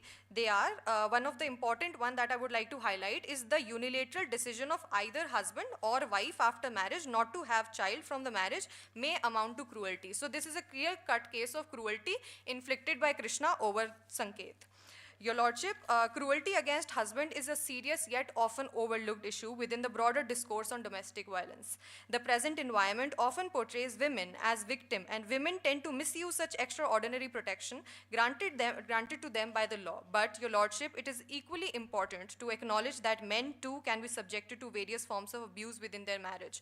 Krishna, again in this case, is trying to misuse the rights that has been granted to her by the law. Despite being the primary wrongdoer, Krishna has the audacity to approach the court as a victim and trying to evade the accountability of abetment to suicide. Abetment to suicide, as is clearly established, she already fulfills all of the essentials that are needed for the fulfillment of section 108 of BNS. Your Lordship, she is trying to evade the accountability for the immense suffering she inflicted upon her husband. The chain of events makes it clear that Krishna's conduct was not morally reprehensible, but also legally significant, meeting the threshold of instigation and abetment under the law. Your Lordship, the Council would also like to come up with the point that the appellant's sustained humiliation violated Sanket's right to life under Article 21 of the Indian Constitution, which guarantees dignity and personal liberty. She systematically eroded his self-worth and emotional stability and depriving him of the ability to live with peace and respect, thus made a grave infringement of the right to life. Your Lordships, in the light of the foregoing submissions, it is abundantly clear that the actions of the appellant, Krishna, were not mere expressions of frustration, but constituted a sustained and deliberate cause of emotional and psychological torment that directly contributed to Sanket's suicide. The public humiliation and persistent emotional abuse, I would again like to stress over the words, public humiliation and persistent emotional abuse they inflicted upon Sanket created an unbearable psychological environment for him. Your Lordship, the evidence including the suicide note, Krishna's social media activity, and her private conversations engaging into the conspiracy with her friends irrefutably demonstrates her role in Sanket's mental and emotional deterioration and active instigation. Your Lordship, the justice demands that this court recognize that cruelty in intimate relationships, particularly when executed in a calculated and systematic manner, can be as damaging as physical violence. Therefore, the Counsel for the Respondents humbly urge this honorable court to recognize the mental agony suffered by Sanket at the hands of his very own wife, the failure of which would cause grave miscarriage of justice. Before proceeding with your prayer, can you answer a few questions? Yes, Your Lordship. Whether a man of common prudence will commit suicide if any defamatory statement made by his wife or on social media? Your Lordship, any man of reasonable thinking and who is capable of making rational judgment, as was Sanket, would obviously commit, if he is not left with any other alternative means of coping, he would definitely resort to such measure, because it was not just a trivial marital issue, it was not just a short marital discord, it was to such an extent that it left no other option for respondent to commit such a step. It is not easy for any person to take his very own life. Life is important for any of the persons, any of the individuals that are there. But Sanket taking his own life, resorting to such an measure, also clearly indicates that Krishna's actions were to such an extent that Sanket took this step. Counsel, now you argue before the court that there are three ingredients for abetment of commit suicide. What are these?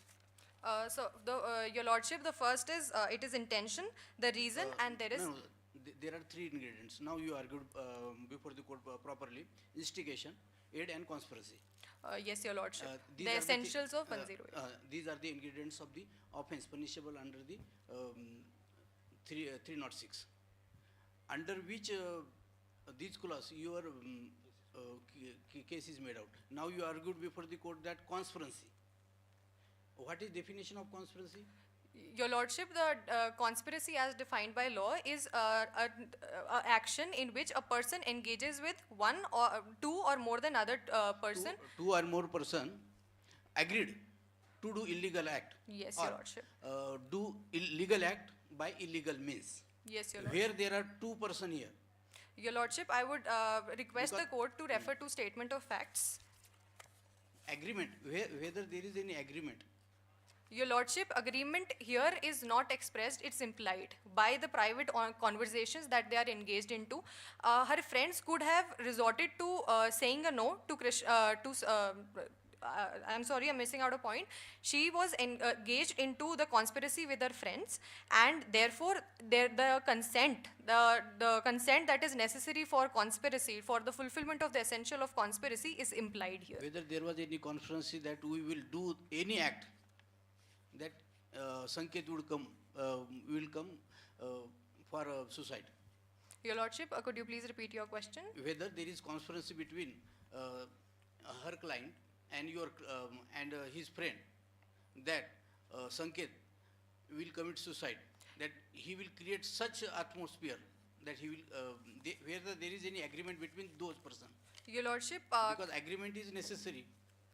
Your Lordship, Krishna here is capable of making a rational judgment. Her friends are too of a reasonable mind, and thus engaging into such an step, engaging into the private online forum, engaging into such an conversation which could be publicly humiliating for a vulnerable citizen like Sanket, any prudent man could have reasonably identified that this would create a situation wherein the person would be able, think of taking his own life. Also, her friends, they engaged into public mockery as well of Sanket. Whether his friend is accused in this case? Your Lordship? Whether his friend is accused in this case? Her friend? Your Lordship, only one. One accusation. Agreement, then agreement. For the purpose of agreement, two persons are necessary. First, this is, and another aid. What is meant by aid? When you help other person to for the instigation. Whether her client aided Sanket to commit suicide. Your Lordship. For aiding, suppose one lady is committing suicide. Accused is giving kerosene can. Okay, take this kerosene can and pour yourself and commit suicide. That is called as aid. Intentional aid. Your Lord. Instigations like, okay, commit suicide. I'm here, commit suicide. That is. I will say how you will not commit suicide. Like instigations. Therefore, my question is that whether the act of Sanket comes within the preview of suicide as provided in the law. Your Lordship, the persons who were involved in clear-cut instigation were first of all Ramdhar. He was constantly trying to motivate her to commit, pressurize her own husband.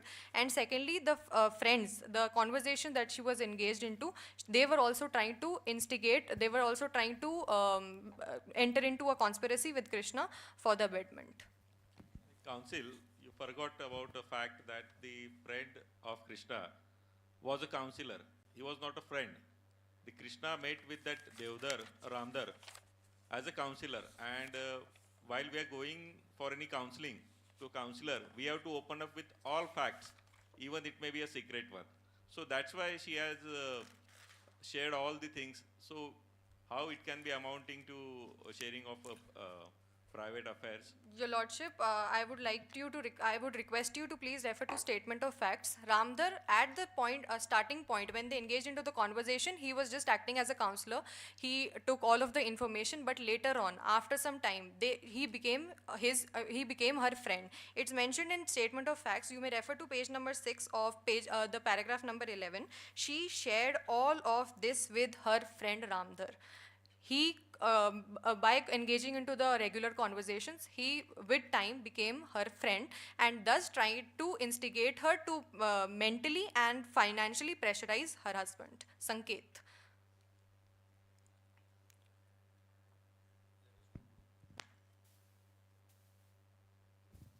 Let us move to next query. Your opposite side has argued on the freedom of speech, Article 19(1)(a). So it is a right constitutionally guaranteed. Secondly, if any imputations are made, those must fall in the definition of defamation which is made in section 356. Certain exceptions are given. How you will argue that your case doesn't fall in the exception clause 9 to section 356? Yes, Your Let me Lordship. tell you that what is that exception.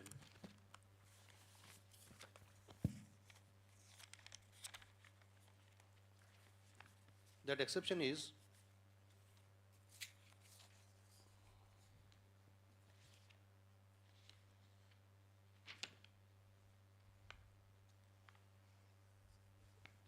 it is not defamation to make an imputation on the character of another, provided that the imputation be made in good faith for the protection of the interest of the person making it, or of any other person, or for the public good.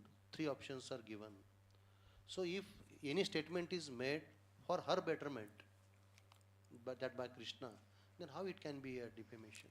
Your Lordship, the freedom of speech that Krishna was exercising has to be weighed directly with right to dignity as well. The right to dignity and freedom of speech have to be balanced adequately by the court of law. That is, no doubt she engaged into freedom of speech and expression. She tried to express herself, but it was not a mere expression of frustration. Rather, it was just a chain of events that she was sieving to instigate Sanket into the commission of suicide. Section 356 of the BNS, which is equivalent to 499 of the IPC, states that whoever by words either spoken or intended to be read or by signs or by visual representations makes or publishes any imputation concerning any person intending to harm or knowing or having reason to believe that such imputation will harm the reputation of such person is said to defame, and thus it is clearly established that Krishna engaged into defamation. I am emphasizing over exception 9. Exception 9, which saves the offense. If it is made in that particular circumstance, there are 9 circumstances which are enumerated under section 356 of the BNS. So if that exception, the case falls under that exception, then obviously the offense is not going to make out. Your Lordship, it doesn't fall into the exception because it was not just. Yes, Your Lordship, I would like to state that it was not. She was not just trying to protect her personal liberty, not just trying to protect her security. Rather, she was. I've already mentioned that she was trying to sieve a chain of events that would again lead to instigation of abetment to suicide. Whether counsel is well aware with the Sharat Sarda's case, in which the wife has committed suicide due to small disputes with the husbands, and the husband came up with the quotes that no one can commit suicide due to small disputes in the family, and the husband was acquitted in that matter on truffle things. So the same is in your case also, I think. So are you agree with that? No, Your Lordship, the counsel of the respondent does not agree because again, in that case, it was just a trivial matter. But herein, it is just a exacerbated situation by the counsel of the appellants. It was a severe marital discord that was occurring. Sanket tried again and time and again to mend up the broken bonds. He even went to Krishna's parental home to get her back, but she again returned with threats that she will leave him, that she will publicly humiliate him. Third, yes, Your Lordship, that is the whole point.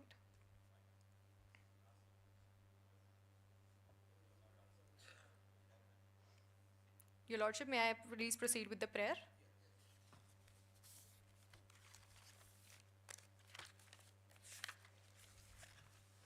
In the light of the facts stated, issues raised, authorities cited, and arguments advanced, the Council on behalf of the respondent most respectfully prays before this honorable court that it may be graciously pleased to adjudge and declare to dismiss the appeal and allegations made by appellant against the respondent, that the honorable court may be pleased to hold the appellant liable for emotional and psychological abuse inflicted upon Sanket, which directly contributed to his tragic demise, that the honorable court may be pleased to declare that the respondent did not violate his marital obligations under the Hindu Marriage Act 1955 and may pass such further orders as may be necessary to ensure justice for the respondent, the deceased Sanket, and the sanctity of marital relationships.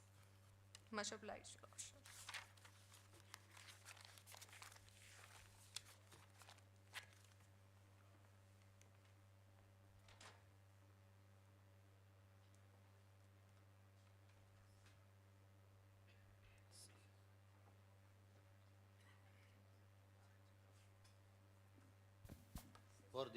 For this team, I want to suggest something.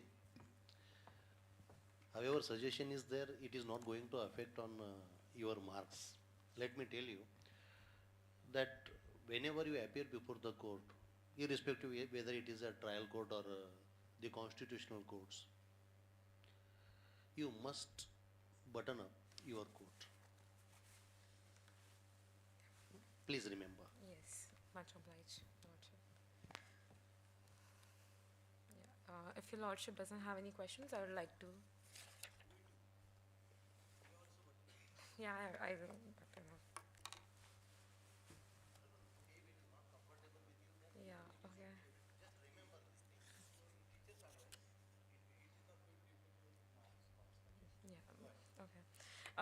I would like to raise a point. My learned counsel for respondent stated that Sanket was of a reasonable mind and was of common prudence, and she stated that any man of a common prudence, if exposed to such such exaggerated abuse by hands of any person, would resort to suicide. I would like to point out that if Sanket was solely just distressed because of the social media posts of the appellant, he had the legal recourse of filing a criminal defamatory case against the appellant, and yeah, that is one issue. Secondly, my learned counsel for respondent stated that the appellant, Krishna, went to her parents' house out of her own will, and the emotional distress she faced and the facts are baseless. I would like to point out that she had a fight before going to her parental house with Sanket on the alleged extramarital affair of Sanket with the receptionist, and she did not want to return to her marital house. However, she faced parental pressure, as stated in the facts, to return to her house, because there is a point of societal obligations and parental things where parental obligations where the kids, the daughter or the wife is not supposed to go against a marriage because it creates a bad image in front of the society, and that's why maybe that is the reason her parents were not supporting her when she talked to them about her hardships, and that is one. And Council. yeah. Yes, I would like to ask the suggestion you made to another side. Saket has remedy to file defamation case. Yes. Then their fair and bona fide offer is that you must file domestic violence case instead of using social media platform. Your Lordship, can I just... Yeah. Then why don't you choose the legal platform? The courts in considering your medical character before marriage and after marriage, and your consultation with Mr. Ramdar. Yeah. The Honorable High Court of Delhi in SMC Pneumatics India Private Limited versus Jogesh Quatra had recognized social media as a legitimate platform for individuals to express their grievances and seek redressal for their concerns. However, the actions of respondent were ending his life. However, the actions of the appellant were not to end anyone's life or not to instigate anyone, but just to secure herself, and it was not extreme, and therefore she took the recourse of going to social media, as it is recognized that people can go on social media and express their grievances and advocate for their rights in a public forum. So you mean to say that if somebody is aggrieved by some action of other persons, then he should have to approach to social media rather than court? That is your argument. Your Lordship, that is one recourse available to the victim of the hardship. However, it's not the only recourse. There are other recourses, obviously legal, moral, but this is one of the many recourses available, and the appellant took to it because her friend / counselor suggested that if she did not, because social media in this age has become a very powerful tool, and whether social media will provide you remedy? Are you saying that Your Lordship, when a person uses social media, they think that while using social media, they might try to put some kind of, the kind of, yeah, on a public platform, making the person against whom they are made think that the hardships are actual and should be addressed. If the person who's commenting or posting on social media has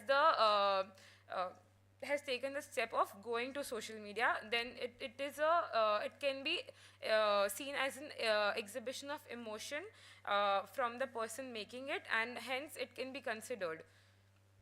you have argued in your arguments that you have right of speech and expression, freedom of speech and expression, right? Yeah. But under right of speech and expression, can you make any defamatory statement against anyone? No, it is not an absolute right. It has reasonable restrictions, including defamation as one of them, and you cannot make defamatory statements under Article 19, Clause 2 of the Constitution of Raj Palace. Okay, then what is the difference between defamation in general? In writing, we are making any defamatory statements, and defamation on social media. Can you explain? What is the difference? So there's no difference. The difference is social media is a global platform, and if a person comments or posts something on social media, it stays on there forever. However, defamatory statements and statements made in insulting a person just to protect someone are different, as I already established in my arguments. But in the eye of law, both are having same effect as a defamation. It may be on social media or it may be in writing. Yes, Your Lordship. Right? Yes, Your Lordship. Indian Penal Code as well as Bharatiya Sakshi Niyam now provided that there is a privileged communication between husband and wife. When you are disclosing the said fact on social media, it publicly, you are infringing a right, because there is a privileged communication between wife and husband. Yes, no one can disclose, no one can compel, court as well can't compel that to disclose your conversation between wife and husband without the consent of other side. When you are disclosing the conversation between both in social media, whether it not amounts to cruelty, and therefore due to cruelty, he may have committed suicide. It cannot be attributed only to cruelty, because there were also other factors in his life. As my learned counsel for respondent suggested, that he said that he was going through financial distress, and there was drug abuse involved. It indicated his mental state and pre-existing mental issues, because no person in sane mind would abuse drugs just for the sake of it. If he is going through a mental Why you have disclosed the privileged communication by way of social media? That is appellant's way of appellant's last resort maybe to procure financial assistance, which was explicitly denied by the respondent, as the counsel for the respondent said that he did not deny. There was a denial of financial aid by the respondent time and again, and he even denied her, the appellant, basic financial household expenses, which amounts to economic abuse under the Domestic Violence Act of 2005 under Section 3. No, you are giving another reason for commission of suicide or anything, commission of offense. Yes, but it is my question that when there is a privileged communication between, there is, as per the law provides privileged communication, then why you disclose, why the wife of Sanket, it's your client, has disclosed the same, and ultimately, as you have disclosed the same, he consented to commit the suicide. There is no... The court feels, it is my query and court feels that. The timeline between the posts and the occurrence of death cannot be established as such, as per the facts. There is no direct proximate link that the post was made, and because there is a case I would like to state, in which, I am so sorry, I don't remember the name of the case, but there was a case where a person with the husband made a comment about dying of the wife, and how he did not need her anymore, and then after 2 days she committed suicide, and he was charged under abatement to suicide, but the court, honorable court, said held that there was no proximate link between both the actions, and hence it cannot be established that his actions amounted to abatement to suicide. Then why did you leave that case law in your argument? Because that case law that provides that the instant proximity between the incident and the incident of suicide. You left that case law, which is very strong in your favor. Why? I'm so sorry, Your Lordship. I'm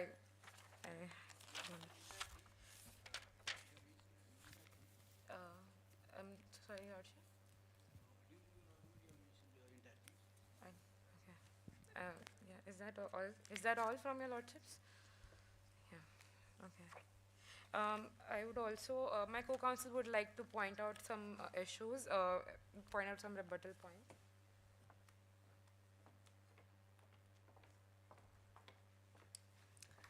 The very first question is that the facts, statement of facts says that in the first page, para second, the Krishna voluntarily offered to sell the gold kept, which was that the voluntarily offered to sell the gold kept safely in the bank account, joint bank account, which was accessed by both of them, and Sanket disagreed with the Krishna's suggestion. And he said that you ask your father to procure 50 lakhs rupees from the procure 50 lakhs rupees from the 50 lakhs is not the small amount. It's a substantial amount to ask from a husband, to ask that from the appellant's the respondent's the appellant's parents to ask this big amount. So this is a mental cruelty. Plus, she suggested that the Krishna said that he gave that she has no independence because of he restricted that you should not do a job, instead you should conceive. That shows the mental cruelty. Plus also in the statement of facts it mentions that the physical violence he had done. In the para second only itself, it says that which led him to beat, abuse, physically assault his wife, and this heard by and there are the witness, the eyewitness Neber, and the eyewitness Sumati, the household maid, and also the hearsay witness was a neighbor. So it clearly shows that it was a mental and physical cruelty. Both it has been proved in the facts itself, and that's all. So instead of using that money, why he did not use that money when the voluntarily Krishna asked to use that? So that's my question, Your Lordship.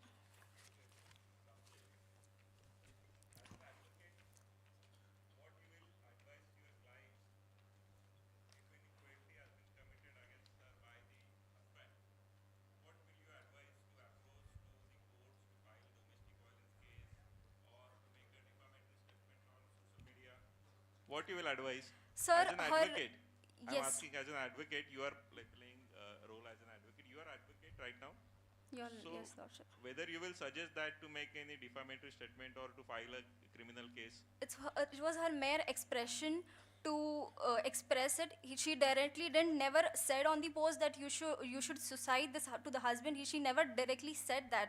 It was just her mere expression out of this cruelty which she faced, which she tried to support him financially. Also, he tried to support. She asked to sell the gold also. So even if he, instead of all of this, he still continuously abused her for that. So it was just a mere expression towards it, and she didn't want it to revenge. The first thing is, we don't directly go to the court, we try to resolve it, or we try to make it. The Krishna tried her full best, because she's tried to give the financial assistance at the very first stage. So it is nowhere that she didn't try or she didn't. Even she said that I will do job, or I will try to earn money, but that is mentioned in the statement of the facts. But still, Sanket said that instead of doing job, conceive. That and the terminations were also that she faced the abortion because of she didn't wanted to have pregnancy. The consecutively 3 pregnancy was the same thing. Because of that, she didn't wanted to conceive.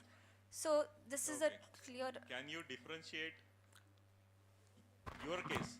And the other case is that recently one engineer in Bangalore has committed suicide, right? Everybody knows that. So can you differentiate your case from that case? Or whether this case is similar to that case, the person has committed suicide and the wife is Sir, liable here for is that. no direct provocation, as we have already mentioned in the abetment to suicide. There's no direct provocation. There were the other case had the consequences of that, and they had the reason to as such. But in this case, for the specifically, I would like to stick to this, saying that they had no direct provocation to that. So, that's all. What is your thought about the concept of dignified life as mentioned in Article 21 in Sir, the right to privacy? So dignity is, you can say it differs person to person. Dignity is differs to person. Like for dignity, but a basic dignity is that she should have basic household expenses, which she was like the dignity. There's a base. It differs to person, Your Lordship. Then whether you are going to agree with the A.K. Gopalan case in 1951 or with Maneka Gandhi case in 1978, or the Puttaswamy or case in recent 2017, The money. right to privacy. I would like to go with Maneka Gandhi's. One more thing, let me tell you, if you are taking your case under a particular statute like Bharatiya Nagrik Nyaya Sanhita, IPC as such, for a particular word, if you are rushing through a different statute which has the same same word defined there, but in a different manner. Otherwise, if the statute which you are referring in your case that doesn't define that particular word, but some other statute that defines that word, whether you can refer that definition which is given in that different statute in a different perspective. Because just now, while referring that economic abuse, some of you has referred that definition given in Domestic Violence Act. That is a quasi-civil matter, and this is a criminal matter, and standard that proof and points of consideration before the courts are quite different levels. So try to avoid such exercises, and okay, you all done well. Much obliged, Your Lordship. Something if rebuttal from your side. Much obliged, Your Lordship.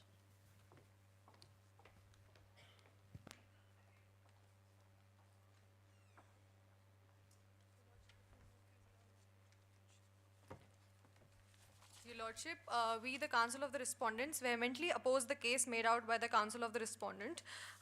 They have clearly mentioned that as a wife, Krishna was denied of the basic household expenses. But the joint account, which is mentioned in the statement of the facts, is a prima facie evidence that Sanket had intention to provide financial assistance to her, but his refusal to provide this thing. And also, there's a difference, Your Lordship, between self-defense and retaliation. Had she sought a legal recourse, she would have been seen as a victim.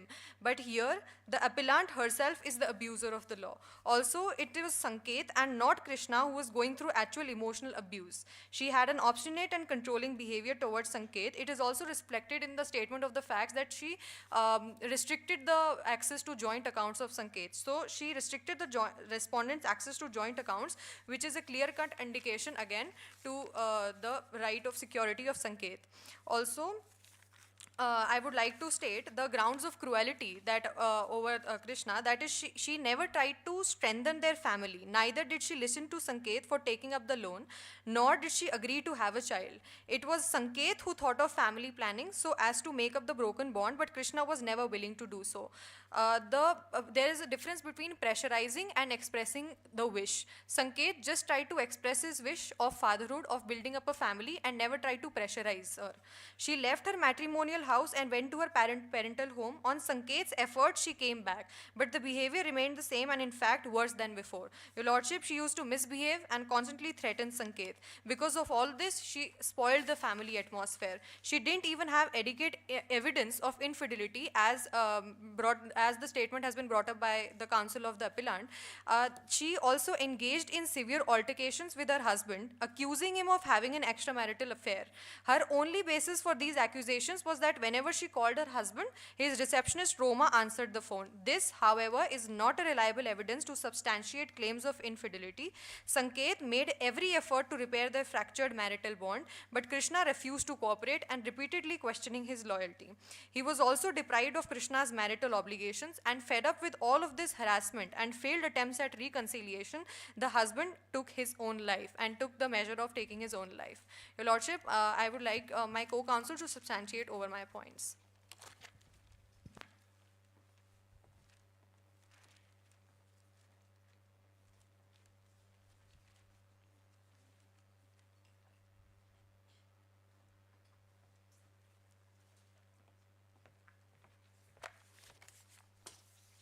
Your Lordship, as the Counsel of Appellant stated that their client's speech was not defamatory, however, Your Lordship, I would highlight three essential elements of defamation. Firstly, the person making a defamatory statement must have an intent to defame the person. Secondly, the defamatory speech should come to the knowledge of a third person.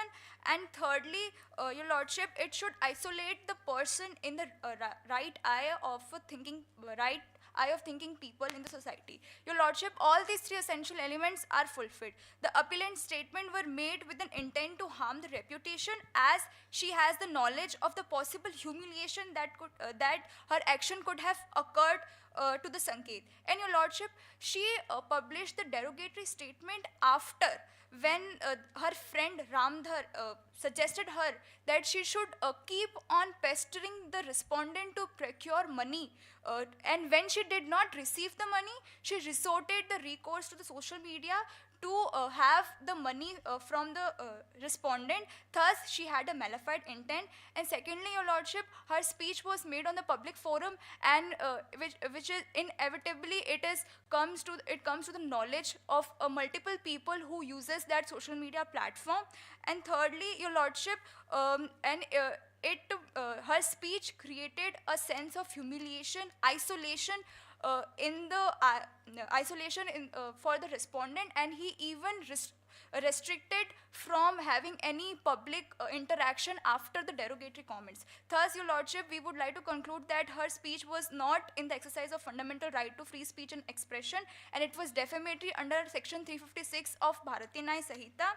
In Your Lordship, cruelty refers to violent acts. However, a mere quarrel, petty outrageous behavior, or differences between the spouses does not come in the ambit of cruelty, because this is something that is common in day-to-day married life. life, merely because they had a certain altercation after their difference of opinions on the financial aids. It does not amount that the respondent inflicted a cruelty or emotional abuse on the appellant. Your Lordship, as a matter of fact, state that the Sanket insisted her to focus on conceiving a child. Your Lordship, that insistence was during the year 2018. He did not force or insisted her prior to the year 2018 when she conceived child in 2014 and in 2016. He did not force her, he did not coerce her. He just showed his marital expectations from a wife to have a child.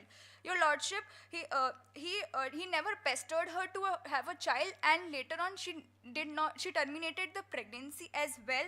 And Your Lordship, I would like to state that that Sanket's insistence to have a child was filled with the expectation to build a family. He did not have any malefied intention in that as well, and the appellant was not at all forced to have a child. Fundamental right to speech and expression does not give someone the right to defame or humiliate someone. The appellant's comment on social media were not an expression of personal grievances. It is not mentioned in the fact that she was expressing the grievances that according to her that she was facing. She did not anywhere in the in the post she mentioned what were happening in their personal confines of their marriage life. She rather posted derogatory comments on his appearance and personality. This does not show that she was posting posts that were expressing her personal grievances. It shows that she was mocking his appearance and his personality, which definitely shows that she had a malefied intent. Yes, Your Lordship. You argued that the Krishna has committed some act of defamation against the Saket, right? Presume that she has committed a defamatory act against your client. Whether suicide is the only option for your client? Your Lordship, after the publication of defamatory statement, the respondent resorted to extreme emotional turmoil. The defamatory comments were not a one-time occurrence. She continuously posted the derogatory statement, in which all cumulatively comes to the ground that the respondent was severely facing emotional harassment. To such an extent that he did not saw any other option left, and thus he committed suicide after that point of a time. And Your Lordship, it was not just in the spike of the heat of the moment, like that one day she posted a comment and the next day he committed suicide. It was a chain of event. She kept on posting the comments, and when after a point it became impossible for him to tolerate such defamation, to tolerate such humiliation, and he came to the in the state of the depression as well, and after that he committed suicide. So it creates causal link as well, Your Lordship. His action were not in the heat of the moment. He kept on thoroughly experiencing severe emotional abuse, and after that he committed suicide. Last question from my side.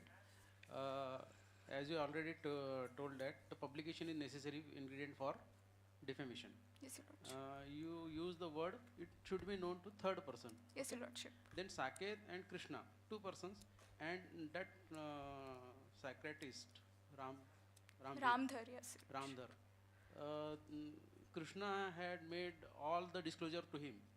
Whether that amount to defamation or only the post made on social media amount to defamation.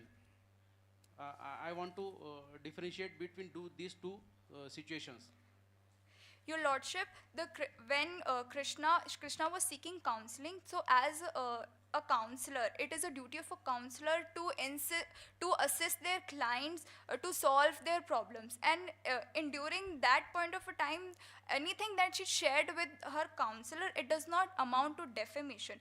But when she posted when she posted the derogatory comments of his appearance and his personality, that, your lordship, amount to defamation, because it does not falls under the ambit of therapy or any professional assistance. She willingly posted those comments. She willingly posted that comment, and that's why, your lordship, it falls under criminal defamation under section 356. Ramveer को co-accuse करना चाहिए था क्या?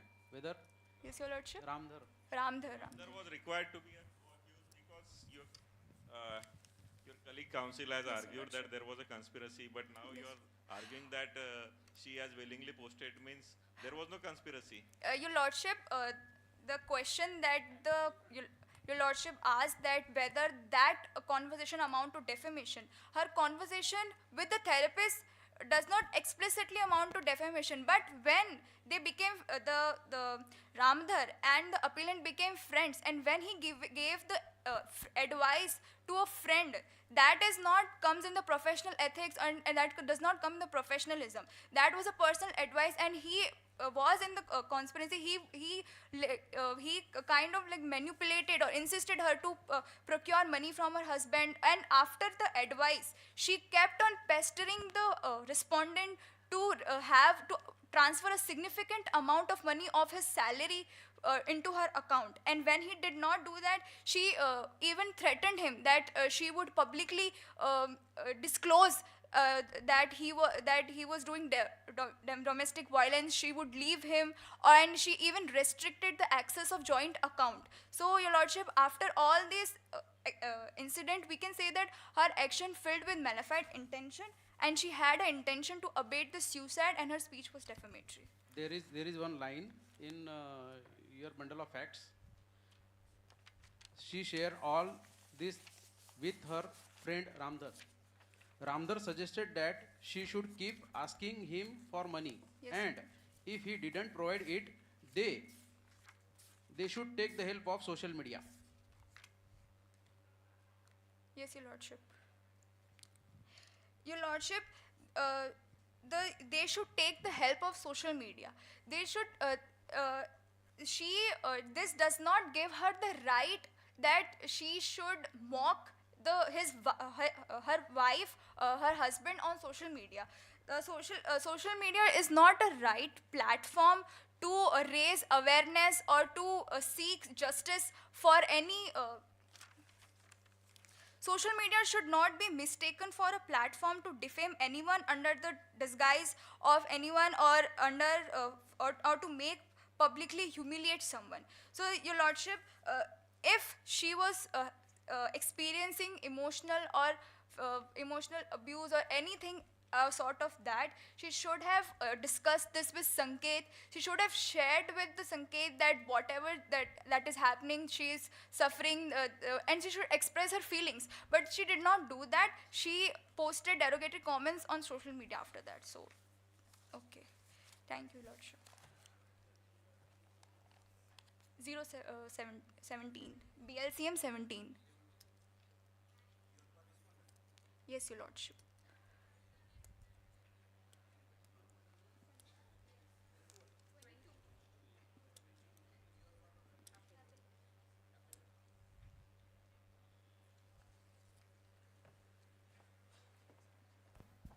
It is my suggestion that it is not for you, because both of you use the same word, and it is for also audience as well. While addressing to the court, you use the word that petitioner for the counsel for the petitioner, counsel for the respondent is arguing. Means who? You are used the word as like third person singular words.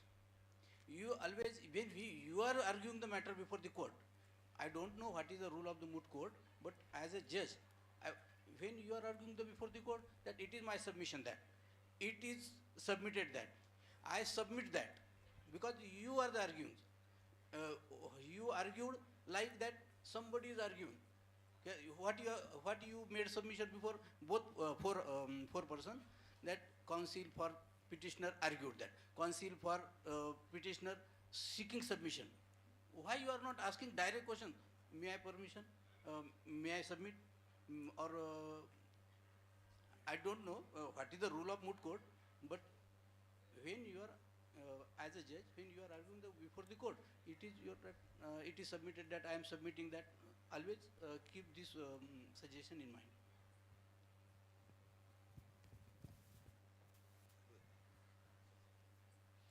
Well, just one observation, that all advocates are women advocates. So obviously that shows that we are moving in the direction of gender justice, and obviously in intellectual areas women are dominating. Thank you. इसमें अभी सब लोग को हिंदी समझता है, मराठी समझता है सबको? नहीं तो अभी हिंदी में बात करता हूँ क्योंकि ज़्यादा मजा आ जाएगा. कैसा है मैं मेरे सब पुरुष मंडली को ऐसा बताना चाहूँ.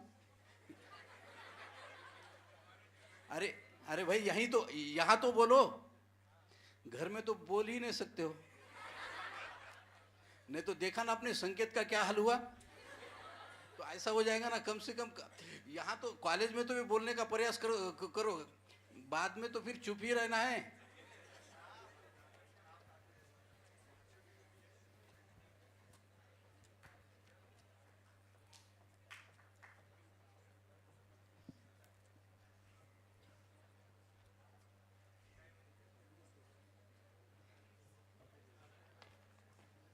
Thank you to our honorable judges, the participants for the hard work, dignitaries and spectators. Thank you so much. Over to the host, Siddharth.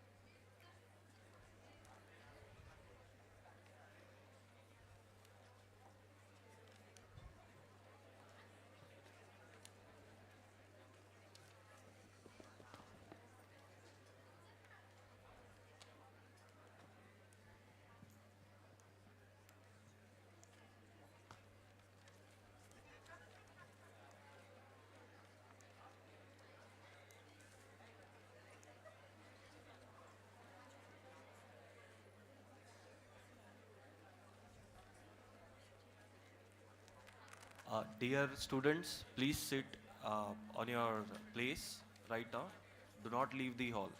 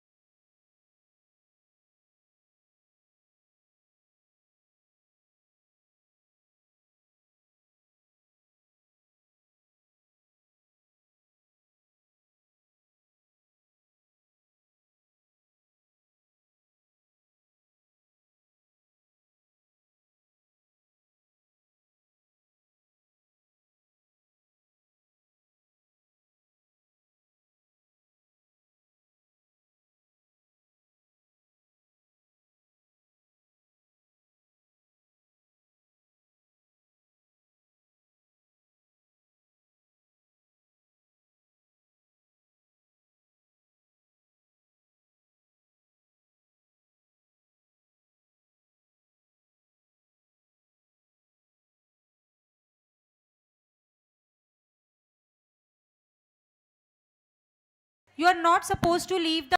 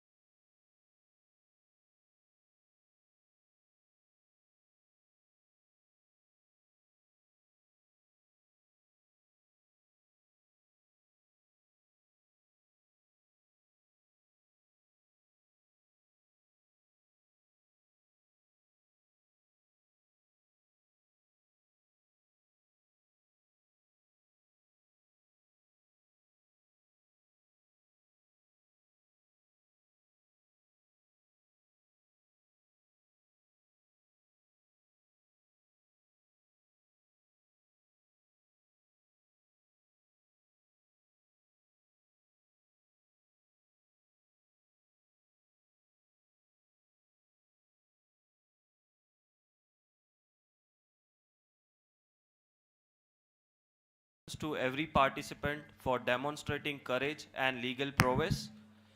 Meanwhile, team is computing the results. It's time to recharge.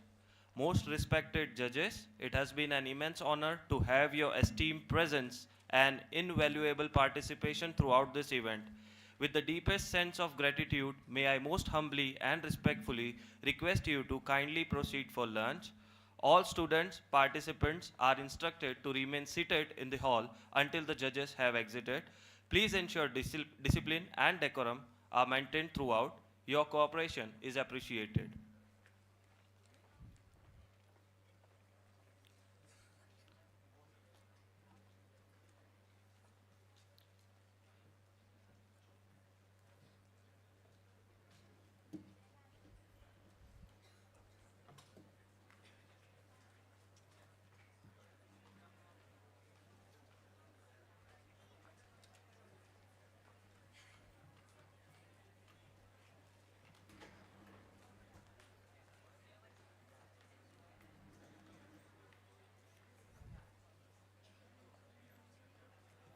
Students, please remember to collect your lunch coupons beforehand. We will reconvene of our closing ceremony.